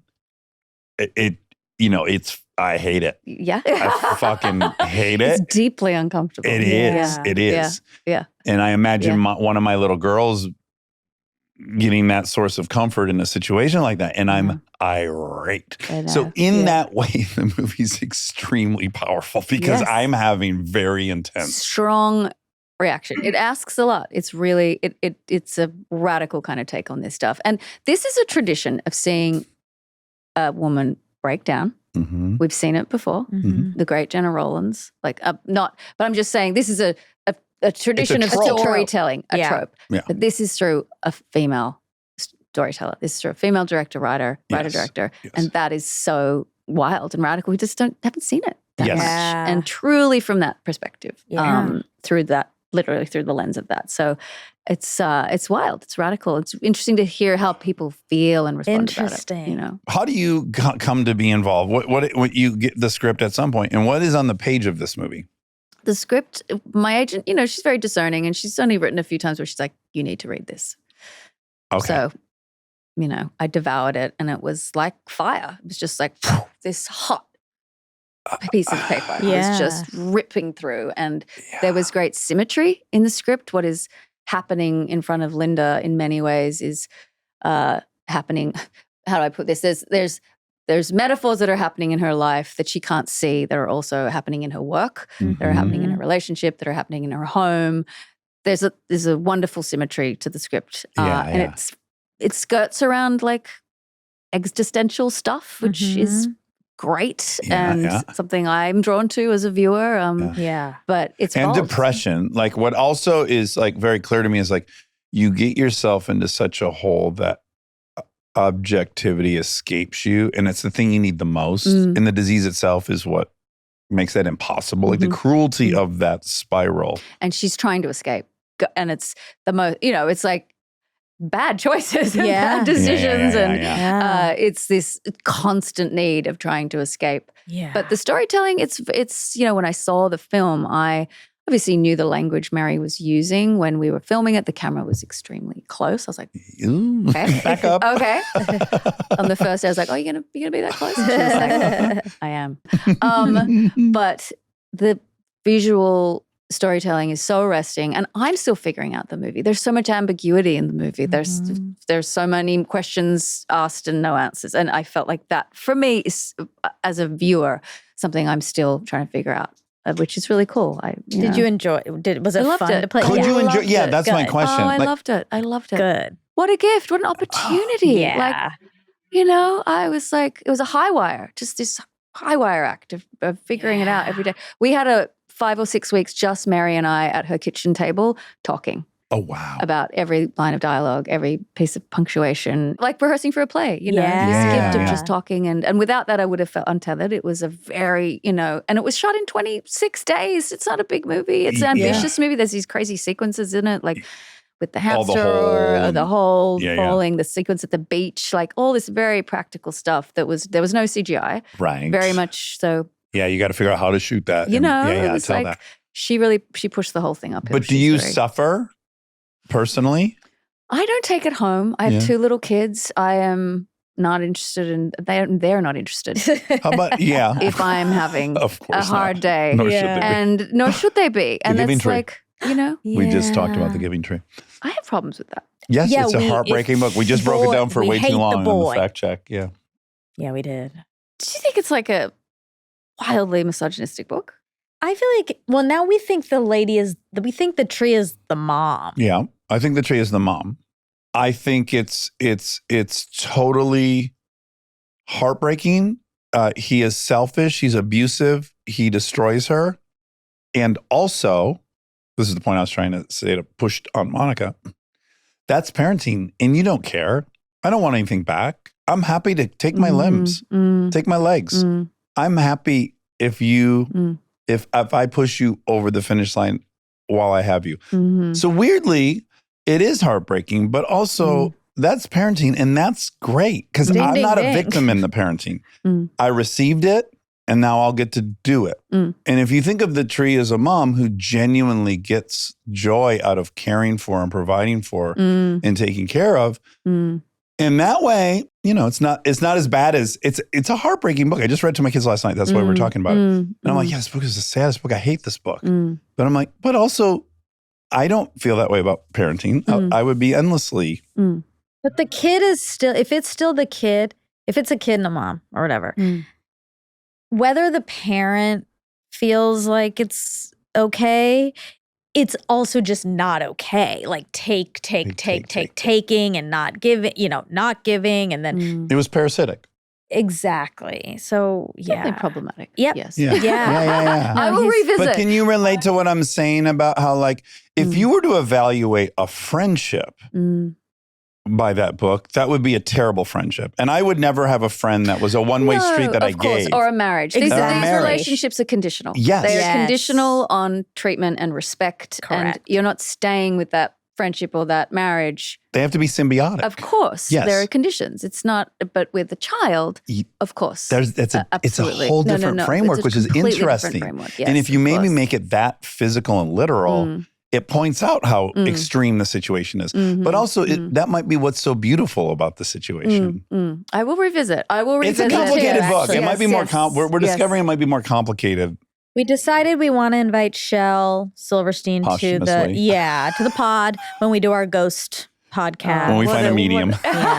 Yeah. We need a really good medium. We have questions to ask him about this one. Wouldn't that be fantastic? Right? Oh my God, bring a medium in. The notion that you willingly went through this is like I said, it's really admirable. For me, I just was like, I didn't want to fuck it up. Yeah. Right. didn't I wanna fuck it understand up. that. I was like, this is, and it is a personal story to Mary Bronstein. Okay. This is, Yeah. Yeah. like, and I felt like it was, such a wildly unconventional, extraordinary thing. And enormously brave to acknowledge that whole side of someone. Especially of mothers. Yeah, No yeah, one, yeah, that's yeah. a scary thing. Yeah. It's And I have anthem. an undercut in the movie. What's that mean? An undercut. A buzz cut. Oh, yeah, I liked that. I liked that. Oh, wow. Did you like that? Well, can you give me some credit that I shaved my You Yeah, I love did. That is wild. You don't even know what you just walked into. I have been begging Monica for 8 years What? to shave the side of her hair. I'm like, now you have that is a move. That's I'm like, That you have is such a move. rad hair, and You it do. would look You have so gorgeous cool. hair. Your hair is like Vidal Sassoon. And can you imagine how good next like level? this level of grow-in would look It would look in incredible. black? It would look Can't incredible. do it. She thinks she can't, and I accept that if it weren't because I think she thinks she can't pull it off, and that I refuse. No, I don't. It's not it's that. not that. You just have. I just have, It's not your thing. it's not that I can't pull it off. It is not me.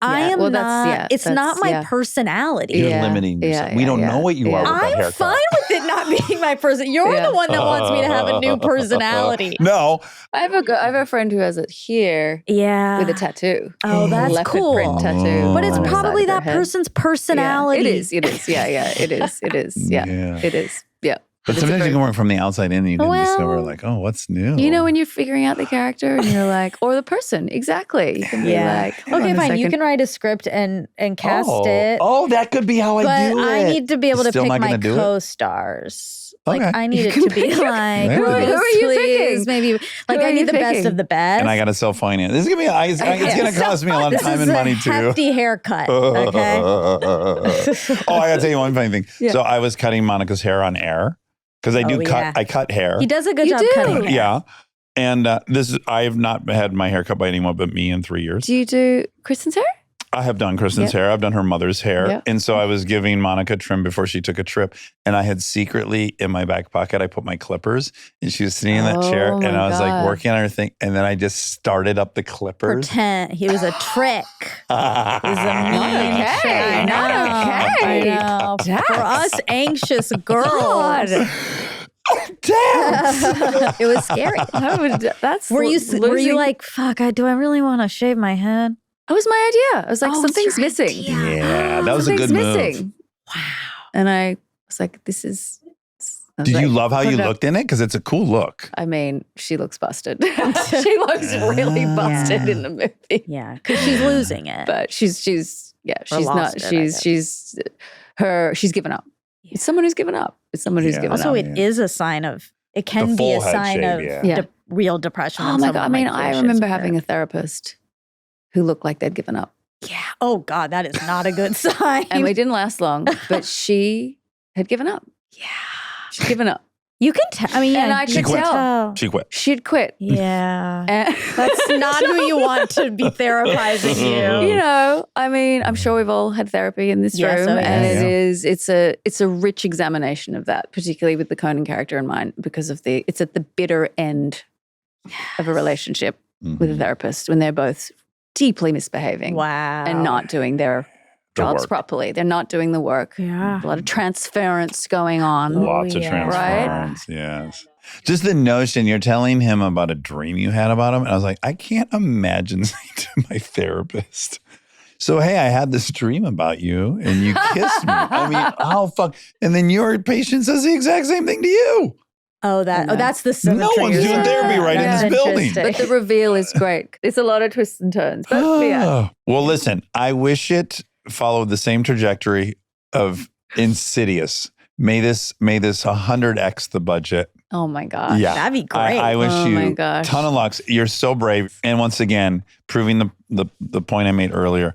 My God, can you do it all? You're just like no. devastatingly good and heartbreaking and Please. fucked She's up. like, get me out of and, here. then you're simultaneously being funny and wonderful on Plutonic. Yeah. Oh, you're so sweet. Well, Yeah. thanks for having me Yeah, in Rose, your this is- armchair. Yeah. Finally, I got to come here and chat it up. Well, Thanks thank for you, having me. Rose. Thanks for Coming. supporting the movie. and having me Yes, on. of course. I wish you luck. Everyone see it October 10th. Oh, I'm going. Yes. October 10th.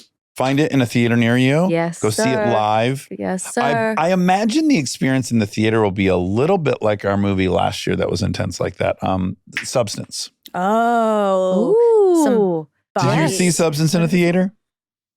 I'm too. See, gore, I It's funny you Yeah. can be in them, but you can't. But the gore, I was was like, very oh gosh, gory. for me, I'm creepy it crawly was like that. You know, intense. Yeah. that for me was like, It's so funny though. It's such a movie. It's yeah, such it's wild. a wild movie. It is very punk rock. That movie. Yeah. It's wild. Yeah. All right. Thank Well, you. lovely. Guys, nice to see you guys. He is an armchair expert, but he makes mistakes all the time. Thank God Monica's here. She's gonna let him have the facts. Hi. Hi. First and foremost, Yeah. I want to say it was so heartwarming.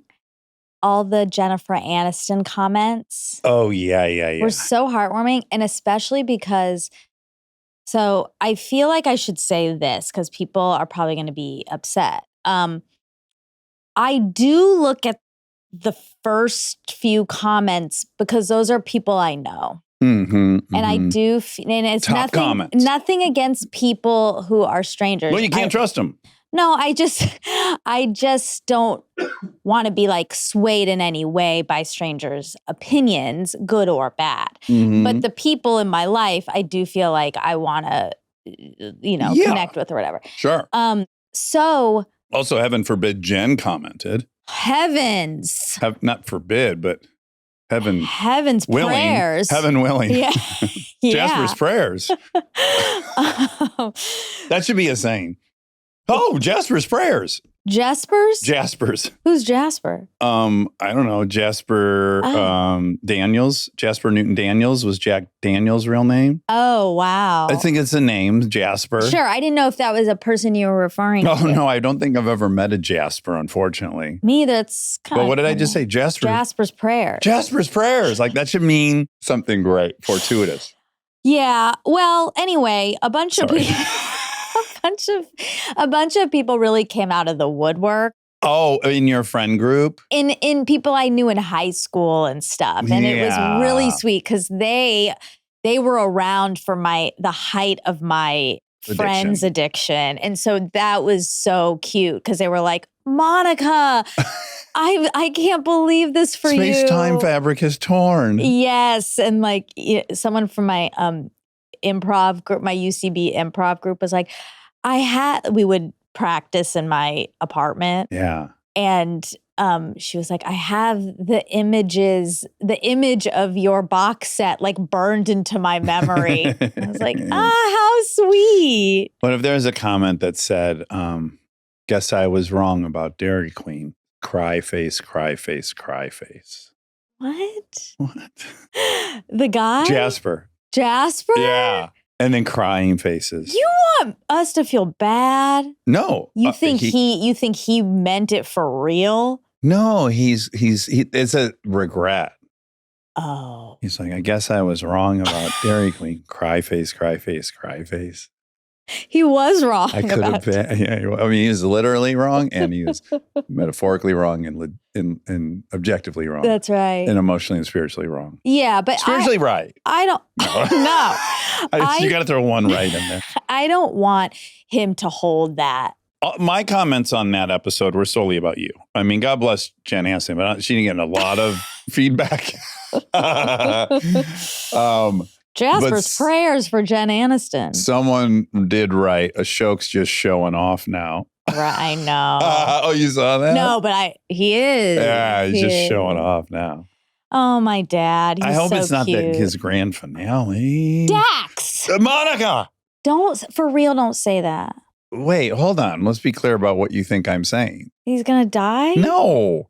The Sim's going to be over in that. I guess in that way, we're all going to die, but he'll live on. Jesus So, Christ. yeah. just I've be been clear. feeling a lot of anxiety. You're real on edge. Yeah, I don't know why. I feel jinxy saying this, Okay. but I think obviously I'm sure it's just because his sister just passed away that I'm like, I just feel anxious about him. Yes.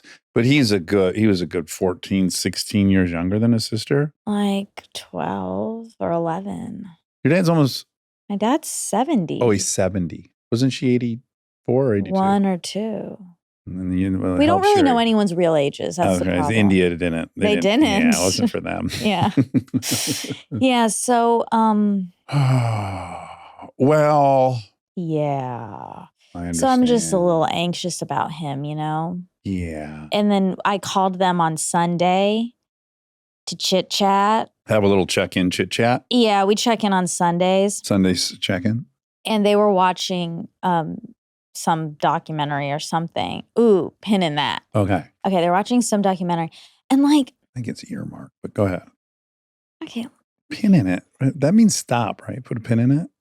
I want to say what I want to say. Now, there's one side of the couch that has a chaise.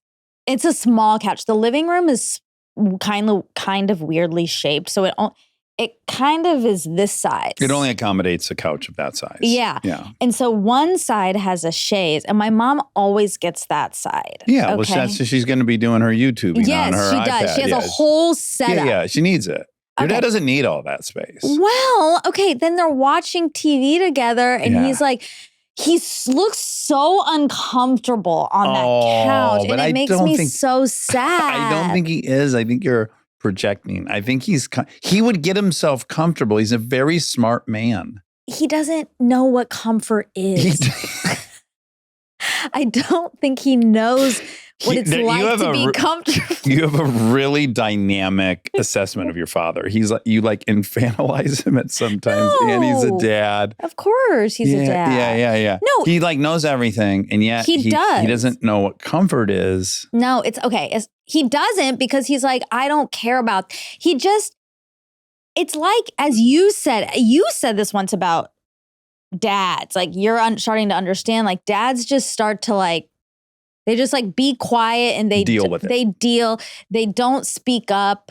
They don't say I'm uncomfortable. Right, but So that's what's happening. I'd argue that your dad is comfortable in that scenario. Well, his body looks uncomfortable to me, and That's because he's not lifting. contorted. That's because he's not lifting. He's not lifting. I no. know. If he started lifting, his posture would take over, and his form would be a little different. No, okay. Well, also when I'm home and sometimes I've sat there, Yeah. it's not okay. Maybe this was a better way to start it. Okay. Objectively, it's not a comfortable spot on the couch at all because there's this other little pillow to kind of put your feet on, and it's not good. Now, why aren't you buying them a couch for Christmas?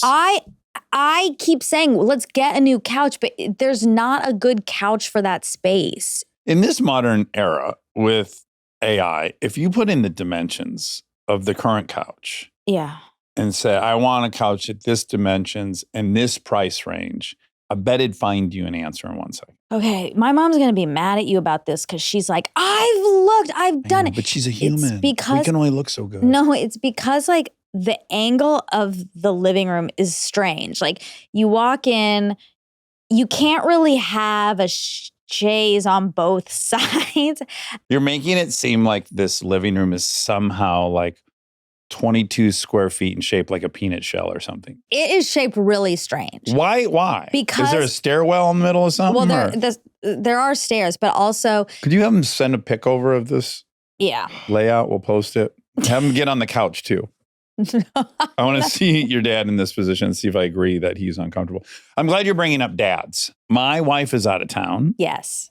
for the week, and it's an inordinately busy week with the kids and the schedules. Oh.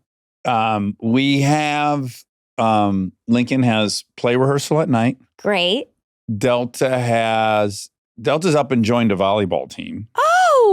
Yep. So she had her first practice on Monday night.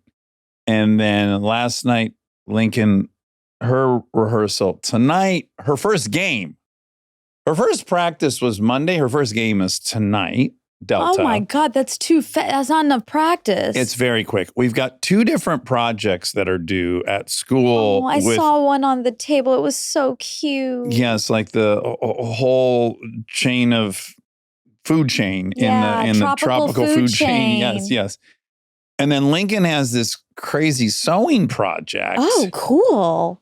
I mean, it's all cool if you're not the only adult at the house. Yeah. And so Monday night, Delta goes, what is the? Yeah, Delta goes, are you going to get up and make us breakfast? And I go, No, I'll be journaling and meditating. Oh, shit. Okay. You can make your breakfast. Mind you, she makes dinner and lunch when she wants it. She makes breakfast a lot. Kristen, especially if she's about to go out of town, Oh. she'll really get up early and put on a show. Oh. I get it. Okay, There'll yeah. be pancakes and stuff. Yum. I know. So I can't really imagine this childhood that these kids I are know. I having. want that.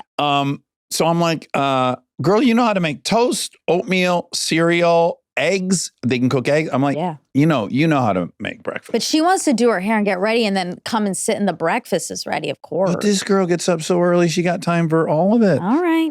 So anyways, it was the way she accepted it She was sad. that I felt. No, she was like really kind of generous about it. Oh. That I then felt bad. Yeah. So then I did wake up really early Today? yesterday morning. Oh, okay. And because Monday night she said, "Are you going to make breakfast tomorrow?" I Oh, said, right. "No." Yeah. But then the way she okay, and then I felt bad. So then I did wake up and I made eggs for everyone. That's great. It's great. It's really great. And so last night I was like, I can't. Something's got to give. Something's got to give in this Okay. scenario. So I did a pre-order from Starbucks. I really indulged. Nice. Yes. Okay. By the way, pin and something's got to give. Okay, right. And we have another existing earmark, or is that the same one? Because you said put a pin in it a minute ago. Oh, now I already forgot. Damn it. So yeah, I just kind of splurged and I put in an order. I know the refreshers they like, and then they like the pesto. This sounds like an ad. It's not an ad. I wish. I It's know. insane they're not a sponsor. But Yeah, because the egg bites are great. so I got 4 of those bad dogs. Yeah. Got myself kind of a fancy coffee. Oh. It was great. Other than, I will say this, there's often paparazzi in front of my gate. Uh-huh.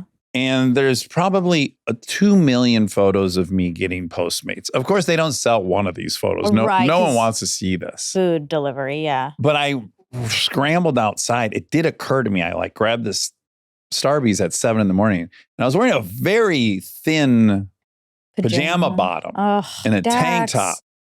And I was like, as the gates were opening, I was like, oh, this is not the wardrobe for a paparazzi. Unless I want the entire world to see my penis. Okay. So So keep your eyes peeled, I guess. there was not a paparazzi, luckily. But I just was like, oh, I didn't think this through as it was too late. Yeah, and then you were upset because you were like, oh, like I can't even I can't even do it. get my egg I wasn't bites. upset. I just was like, I got to have a better game plan if I repeat this move tomorrow morning, which Right. I'm likely to do. Okay. And then so busy. Messy. That's from Frosty the Snowman. Oh. So anyways, I hit by the time I took the girls to In-N-Out last night. Uh-huh. And on the ride there at 5 p.m., I said to them, Lincoln, you might have to take the steering wheel.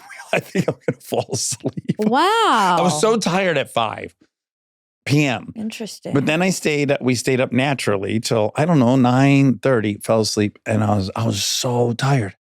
Then Monica, 3 a.m., wakey. Uh-huh. Put my Grant book on tape back on. Uh-huh. Fall back asleep. 30 minutes later, I do that 3 times. Fine. 4:40. I'm like, we're doing it. So again, I got up at 4:40 this morning. Oh, wow. And then I did get a lot of writing done. Oh, though, that's which good. that was good. That and was did rewarding. you use the time to make breakfast? Well, I had already put in the Starbucks plan. Oh, God, you could have. So I didn't end up needing to do that as Murphy's Law would have it. Sure. But whatever. It was coming and I was going to accept it. Okay. And I needed the caffeine. I understand. When my mom was sick Uh-huh. or have a sickness or something and my dad was in charge, we would have Subway for every meal. Sure. Did you like it? Yeah. Yeah. But also it was like, oh God. When is she gonna be better? Like, oh my God. Oh. Speaking of that, I'm reading a book called The Wedding People, and there was a line in there that said something about people who wake up at 3 a.m. What did it say? And I meant dog ear, another word we could use instead of pin or Earmark? Okay. And I didn't. Okay. It's in my bag. I'm tempted to go look really quick. Okay. Go ahead. I'm just curious if I I may be asleep when you return, but that's okay. Stay tuned for more Armchair Expert, if you dare.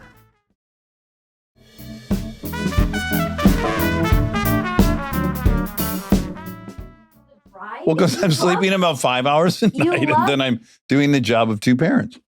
Yeah, but why don't you nap while they're And at working. school? I know, but we didn't have anything yesterday. I You had should have stuff napped. wall to wall yesterday. What'd you have? Well, one thing was incredible. I took my first buddy bike ride with Nate.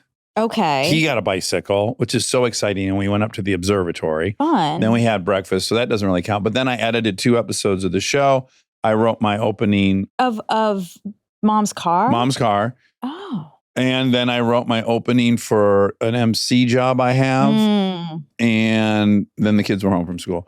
On that note, I do just want to say, the Breeze episode came out Oh, yeah. so good. Oh. And I'm so happy about it. Good. I'm really, really happy about it. I'm happy mostly because she liked it and her mom liked it. And that's a big relief. That's huge. And then the Armchairies really, really love Bree. No shocker. yeah. But that just makes me so happy. If you haven't heard that episode of Mom's Car, I recommend it. It's so good. All right. Well, it's something about people who wake up at 3 a.m. Now, in your mind, can you see what side of the page it's on and where roughly? Yeah. Yeah, isn't that weird? Like, that is how my brain works. I don't want to go so far as to say a photographic memory, but No. I do know where anything I remember is physically situated on the page. Mhm. I think it's on this side, Okay. but I'm not finding it. So Can you believe that guy that Rain Man was based on, who reads books all day long at the Salt Lake City library, that he reads both pages at the same time with That's 2 different so, like, eyes?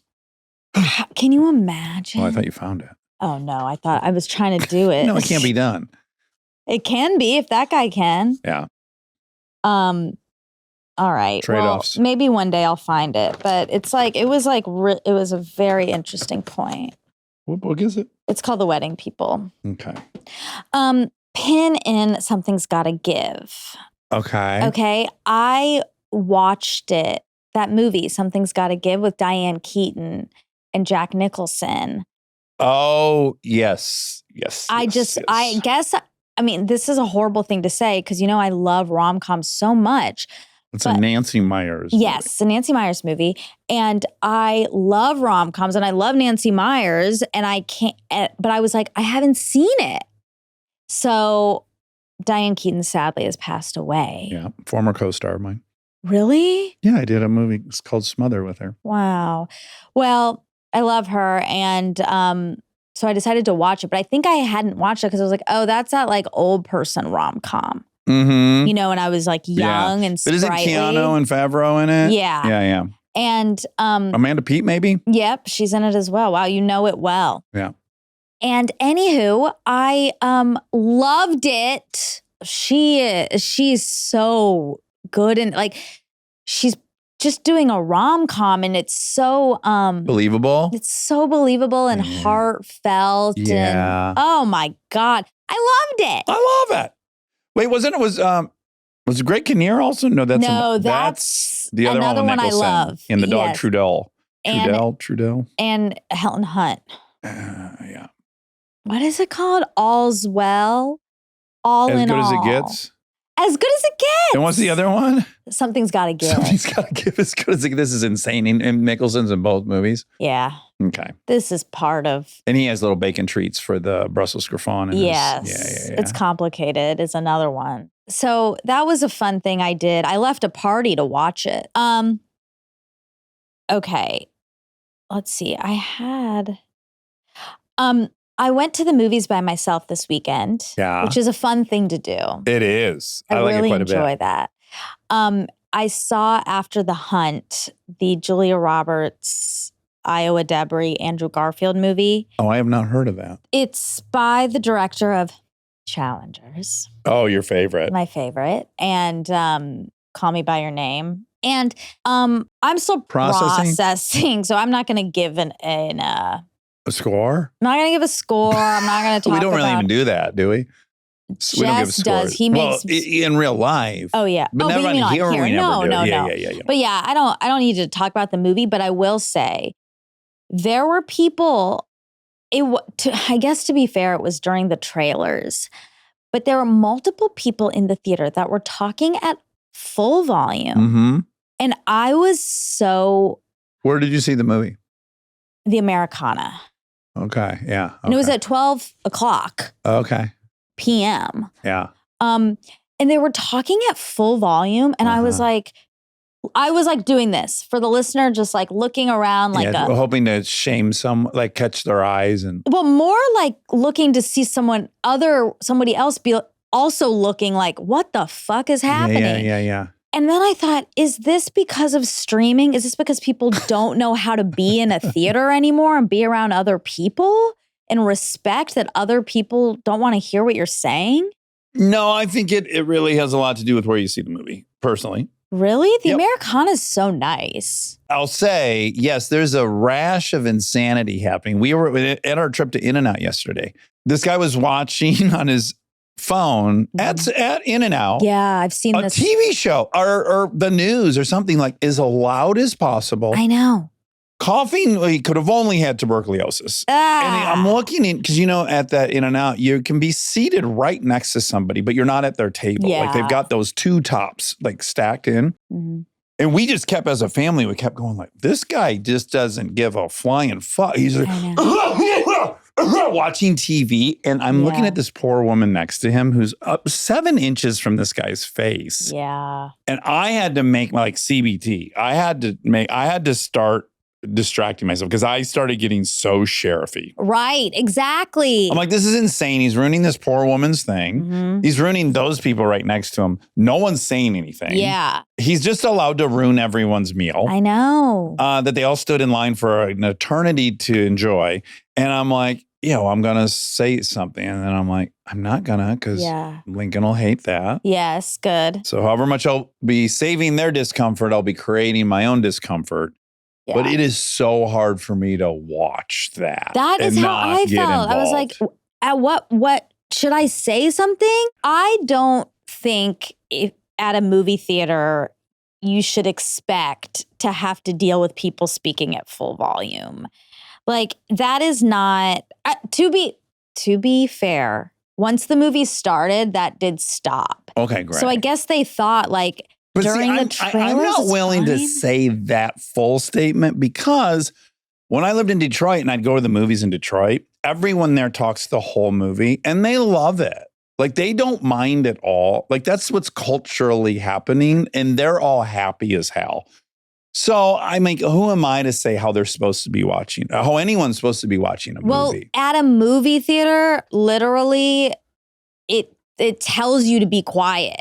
I know. So that's a rule. That's an etiquette rule. Sure, maybe there's some theaters where people are like, no, this is a theater where everyone talks or something. And that's not the Americana. I go to the Americana all the time. Yeah. This isn't that. Yeah. And it was like, I was kind of doing a little bit of like, notice me and notice that I'm uncomfortable. Yeah, right. A little passive aggressive kind of. some passive aggression. Believe me, I was trying to get the guy's eye contact. He was coughing, but I couldn't compete with the news program he was watching and all the coughing. Yeah, and they were the lettuce that was shooting out of his mouth. Yeah. Similarly, they were too deep in their worlds to recognize that other people don't want to be involved in your conversation. And then I felt bad because I'm like, because then they were just laughing really loud. And I was like, having a good time. yeah, but I was annoyed. Now, I am somewhere between them and you when it comes to trailers. See, Like I came to see one battle after another. Yeah.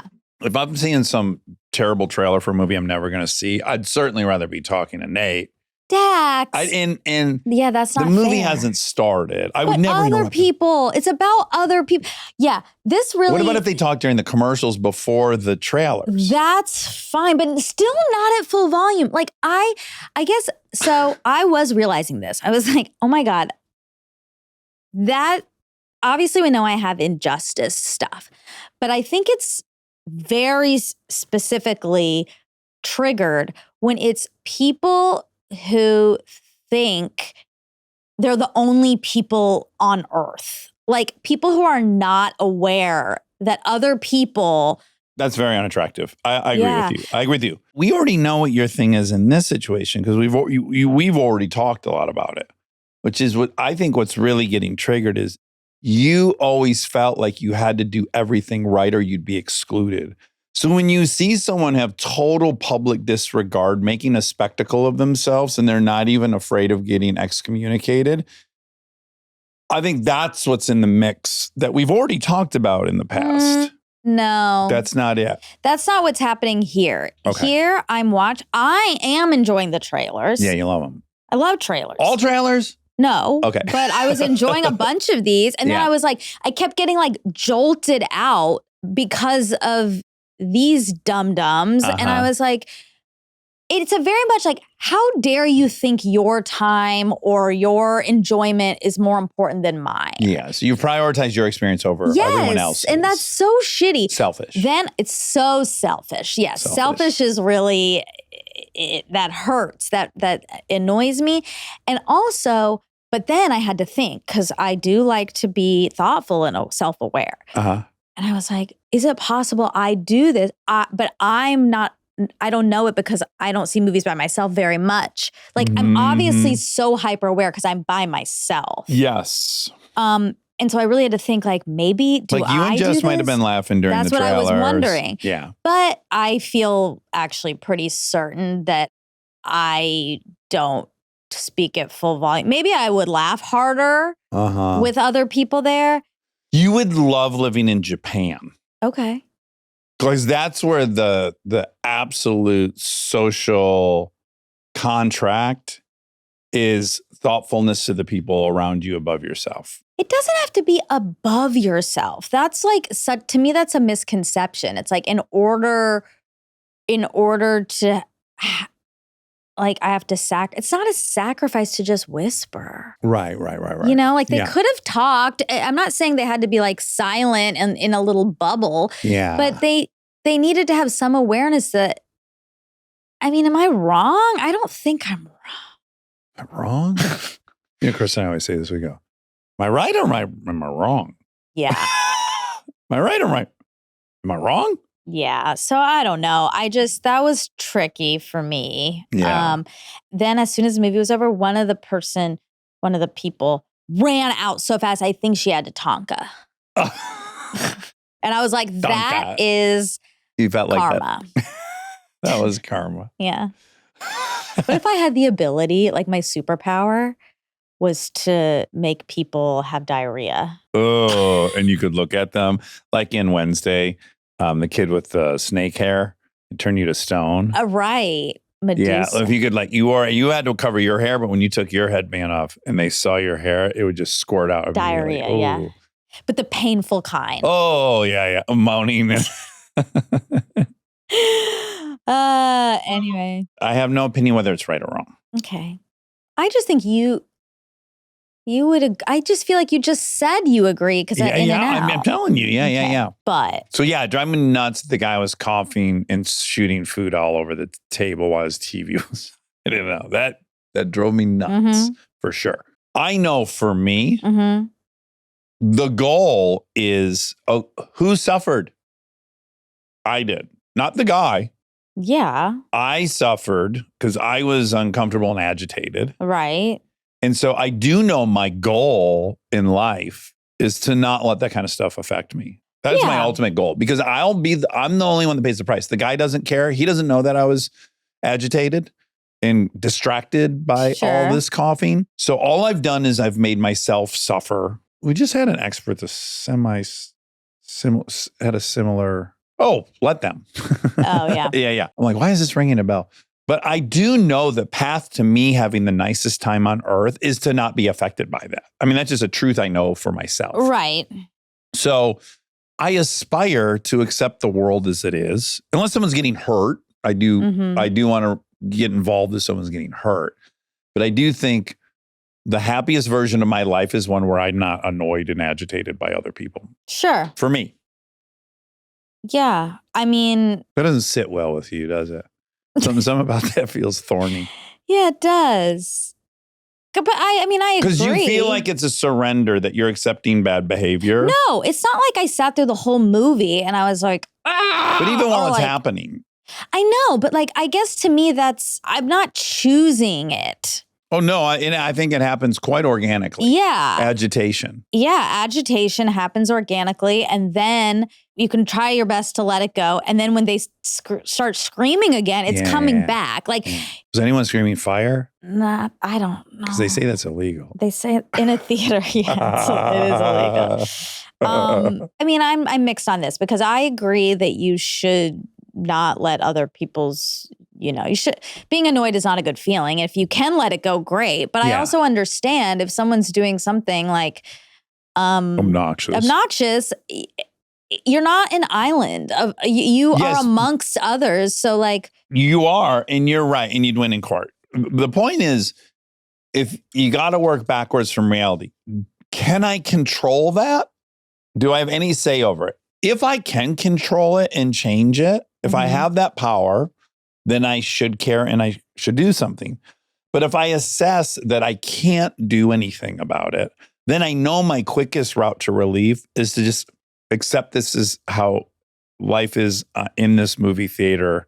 No, but I guess maybe that's part of the agitation is like, should I say something? In fact, there is the option to change it. Excuse me, guys, do you mind keeping it down? Sure. I could have, I think you could have, but it sounded like there were a lot of people, right? You couldn't have gone through the whole theater one by one. It was mainly these two people. Oh, it was? Yeah. I mean, but then I think they were having a contagion effect because then some other people were kind of Were they treating you in any other way? Were they like boys that seemed rowdy? It was a man and a woman. It was a man and a woman. I would guess around my age, like. I want to be clear. I'm not saying you did anything wrong. Do you hear that? Yeah. Okay. And I'm not judging you one iota. I know, but do you think I should have maybe said something? I do think potentially that is the cause of what's like, because it's one thing if you're in a position where you really cannot control anything, then you're like, okay. Okay, now here's another thought. Okay. This is basically what you're always telling me to do, which is almost impossible for me to do. Okay. You said it was Tuesday in the middle of the afternoon. No, Sunday. Okay, how packed was the theater? Not at all. So you could have got up and moved away from them. No, I was not close to them. Oh, how far away were they? Also, the theater was small. I don't think that movie's doing well. So there literally would have been nowhere in the theater to go without being. That's what I'm saying about how loud it was. This is not like I was sitting next to them and they were just being loud. They were being obnoxious. And I did think, should I leave the movies? Like that really crossed my mind. Like, how much am I going to take of this before I decide like, I gotta go. I can't handle this. But then that made me so sad. It's like, I made this whole plan to see this movie by my little old self because all my friends are out of town and no one wants to hang out with me. And I guess I have to hang out with me and I have to be my own best friend. And so I'm going to take myself to the movies. I'm going to be my own best friend. And I'm going to take myself to the movies. Yeah. You want to spoil myself. Yeah, I did. I got I'm a gonna hot wear something chocolate. pretty. Oh no. Do you think this could be my own karma now that we're talking this through? Because I got a hot chocolate at the Starbucks, ding, ding, ding, at, I almost said Baskin Robbins, Barnes and Noble. What? Nothing. What? Nothing. I love that. I love Barnes and Noble and I love that hot chocolate. Yeah. You get a little bit of whipped cream. Oh, yeah, just a hint. It's so rare. I used to get that all the time. The whipped cream in your hot chocolate? No, the hot chocolate, that hot chocolate. I used to get it all the time. And then, I've grown up and I don't get it anymore. Yeah. But I thought, I'm going to indulge. I'm taking myself on a date. Yeah. And so I got it. But the thing is, you're not allowed to bring in outside drinks. I've learned this the hard way at the Americana. Yeah. So I put it in my purse. I smuggled it in. Oh, so great. This is great. So your thing was like loud things, hearing all that chatter, and you couldn't. Someone else would be bent out of shape that you brought something in when it clearly said not to bring any food out. Now I bring outside food all the time. I smuggle it in. Yeah. I want caffeine-free Diet Coke. They don't sell caffeine-free. Put it in my pockets. Sure. For some other person, their big thing is, well, I'd like to bring too. Maybe I want to bring a full ham sandwich in here. But I follow the rules in this, right? So we just have to acknowledge that, like, we're also doing things that somehow would make people mad because. Okay, I want to push back on that. Okay. My bringing in the hot chocolate only affects me. I'm glad you did, by the way. Well, no, because they smell it. They'd be like, No one. I don't want to smell hot chocolate. No. That's why they have a rule. Okay, first of all. No, but don't you think easily you can imagine someone who's like, you're not supposed to. Yes, bring yes, outside I food. imagine that Okay, person. yeah. But I'm saying to me, there's a hard and fast rule and difference in that one is impeding on other people's experience. Yeah. And again, if these two people want to talk through the entire movie and I can't hear it, I don't care about that. I don't care that they're talking. I care that I can't engage in my experience because of them. Okay. Do you And know, the hot chocolate just smells great. I figured out a way though. Do you want to hear how? Okay. You can spill it. I spilt it in my purse. Oh, sorry. So it only affected me. Right. But you could spill their hot chocolate, which you Mhm. weren't supposed to bring in. Mm-hmm. And then the next showing, someone could sit in the seat you're in. They'd be like, oh, the floor's fucking sticky. Probably because someone fucking brought a big sugary drink in here and it says you're not supposed to bring a sugary drink in here. Okay.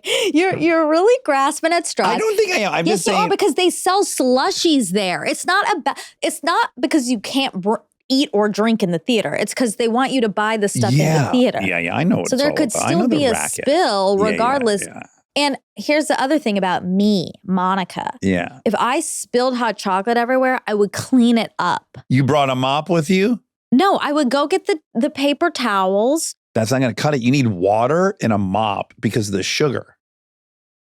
I mean, same as someone spills a Coca-Cola that they bought. I concede to that. Oh my God. You're always trying to fight me. No, I'm not. No, I'm kidding. I know you're not. But I'm trying to do what the guests we had on, which is like, let them, let me. I'm attempting to apply that strategy to this problem you had. what I went to when they were behaving in this manner is, do I say something? And then I didn't. Then I was probably like, why am I not saying anything if this is bad? You know? So that's You my felt own cowardly. thing. Maybe, but then there's this like, who am I to tell them? But I think I am just a human on earth who could be like, can you please keep it down? What if they go, sorry, we're utilitarian. You're one person. We're two people. I'd be like,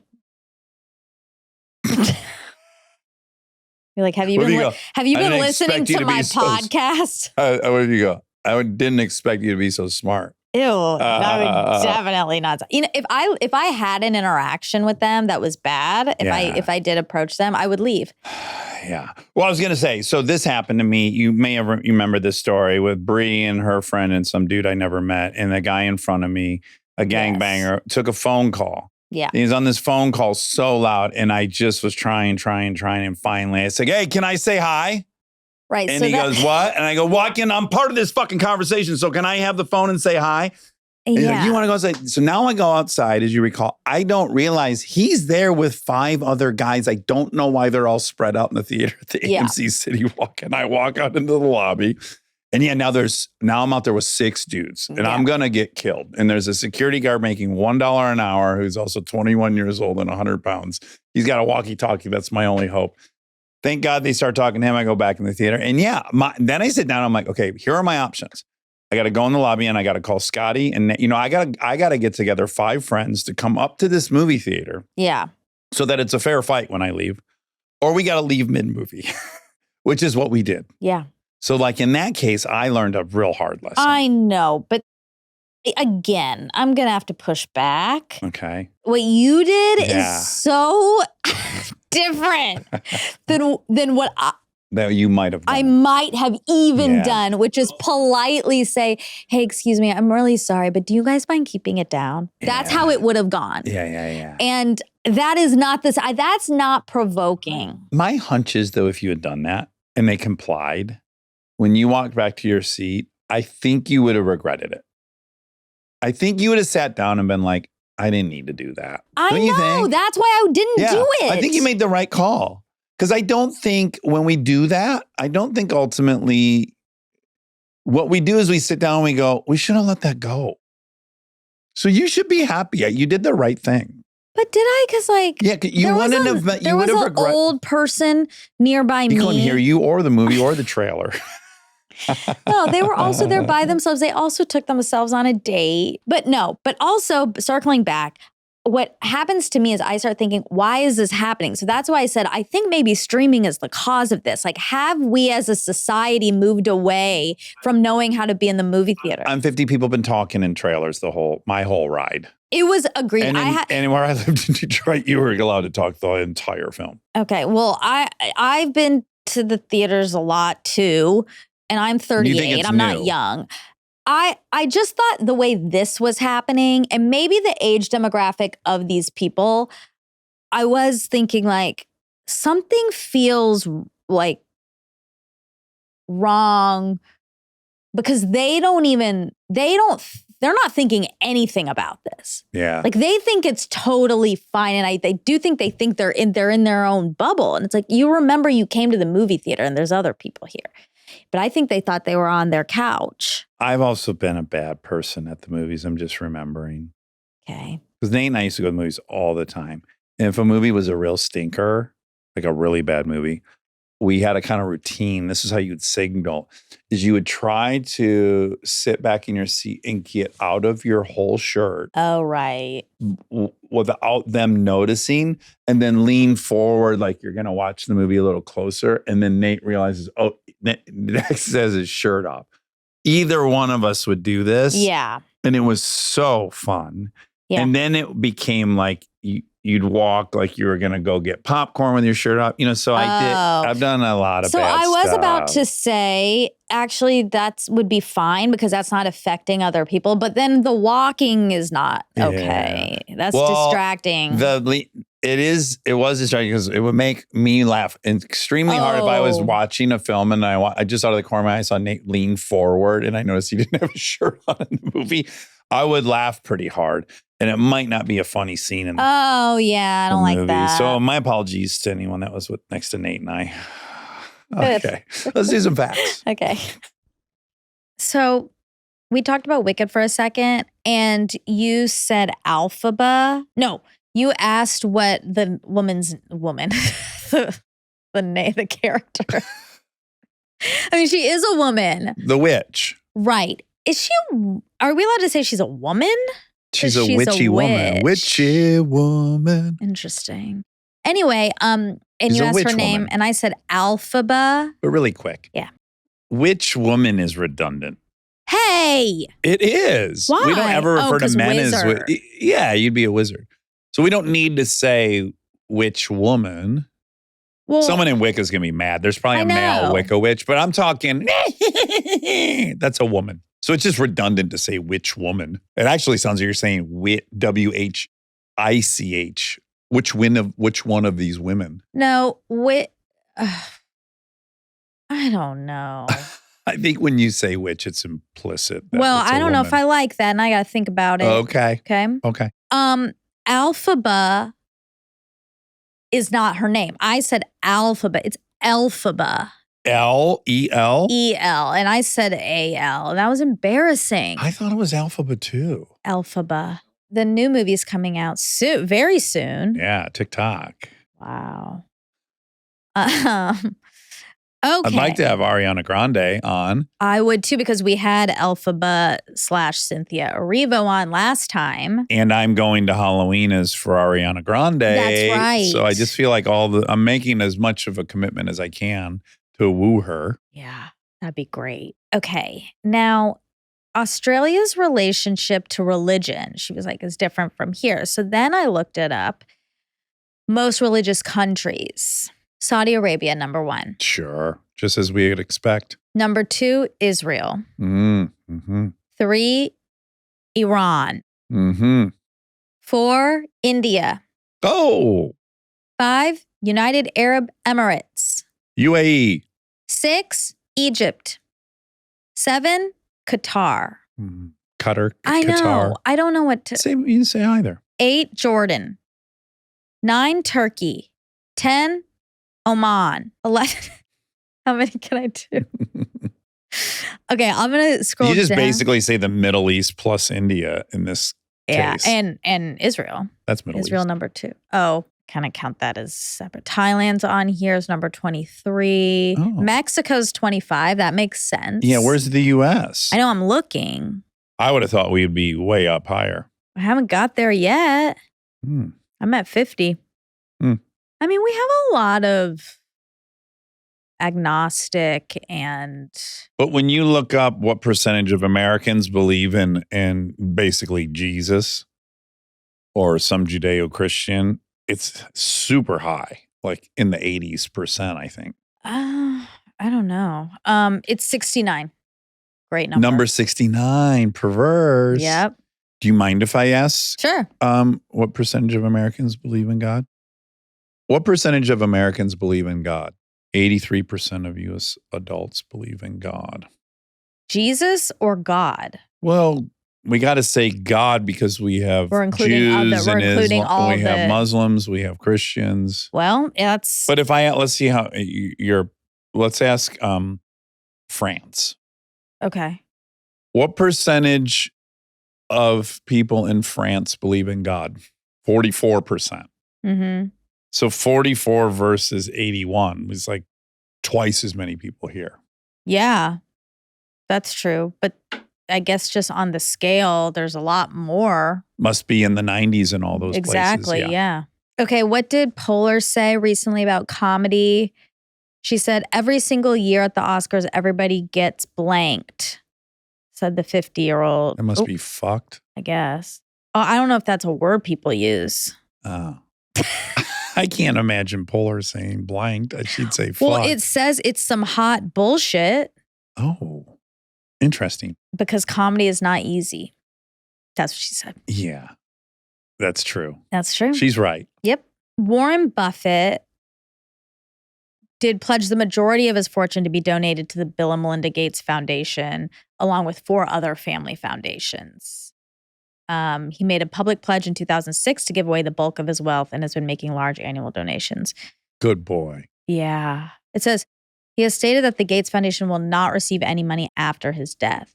The remainder of his estate will be distributed to his family's foundations. Okay. Okay. All right. Okay, the box, you said what's in the box in Pulp Fiction. When you said what's in the box, I was like, You that's thought a 7 Yeah. Because it's a briefcase. case. Yeah. And I don't know what's in it. No one does. I know. Yeah. That's Someone the said fun of that it. one of the rumors is the 10 Commandments. Yeah. That was one of them is Marcellus Wallace's soul. Oh. Uh-huh. Wow. Glowing. I thought you were going to say Beautiful. Marcel, the seashell. The seashell, no. Marcel the shell. Yeah. All right. Well, that's it for That was all for Rose. facts. Yeah. Light on facts. Pretty light on facts. That's okay. We Well, like it when it's sometimes- light on facts. You get what you get and you don't get upset. That's right. That's the same. Yeah. All right. Love you.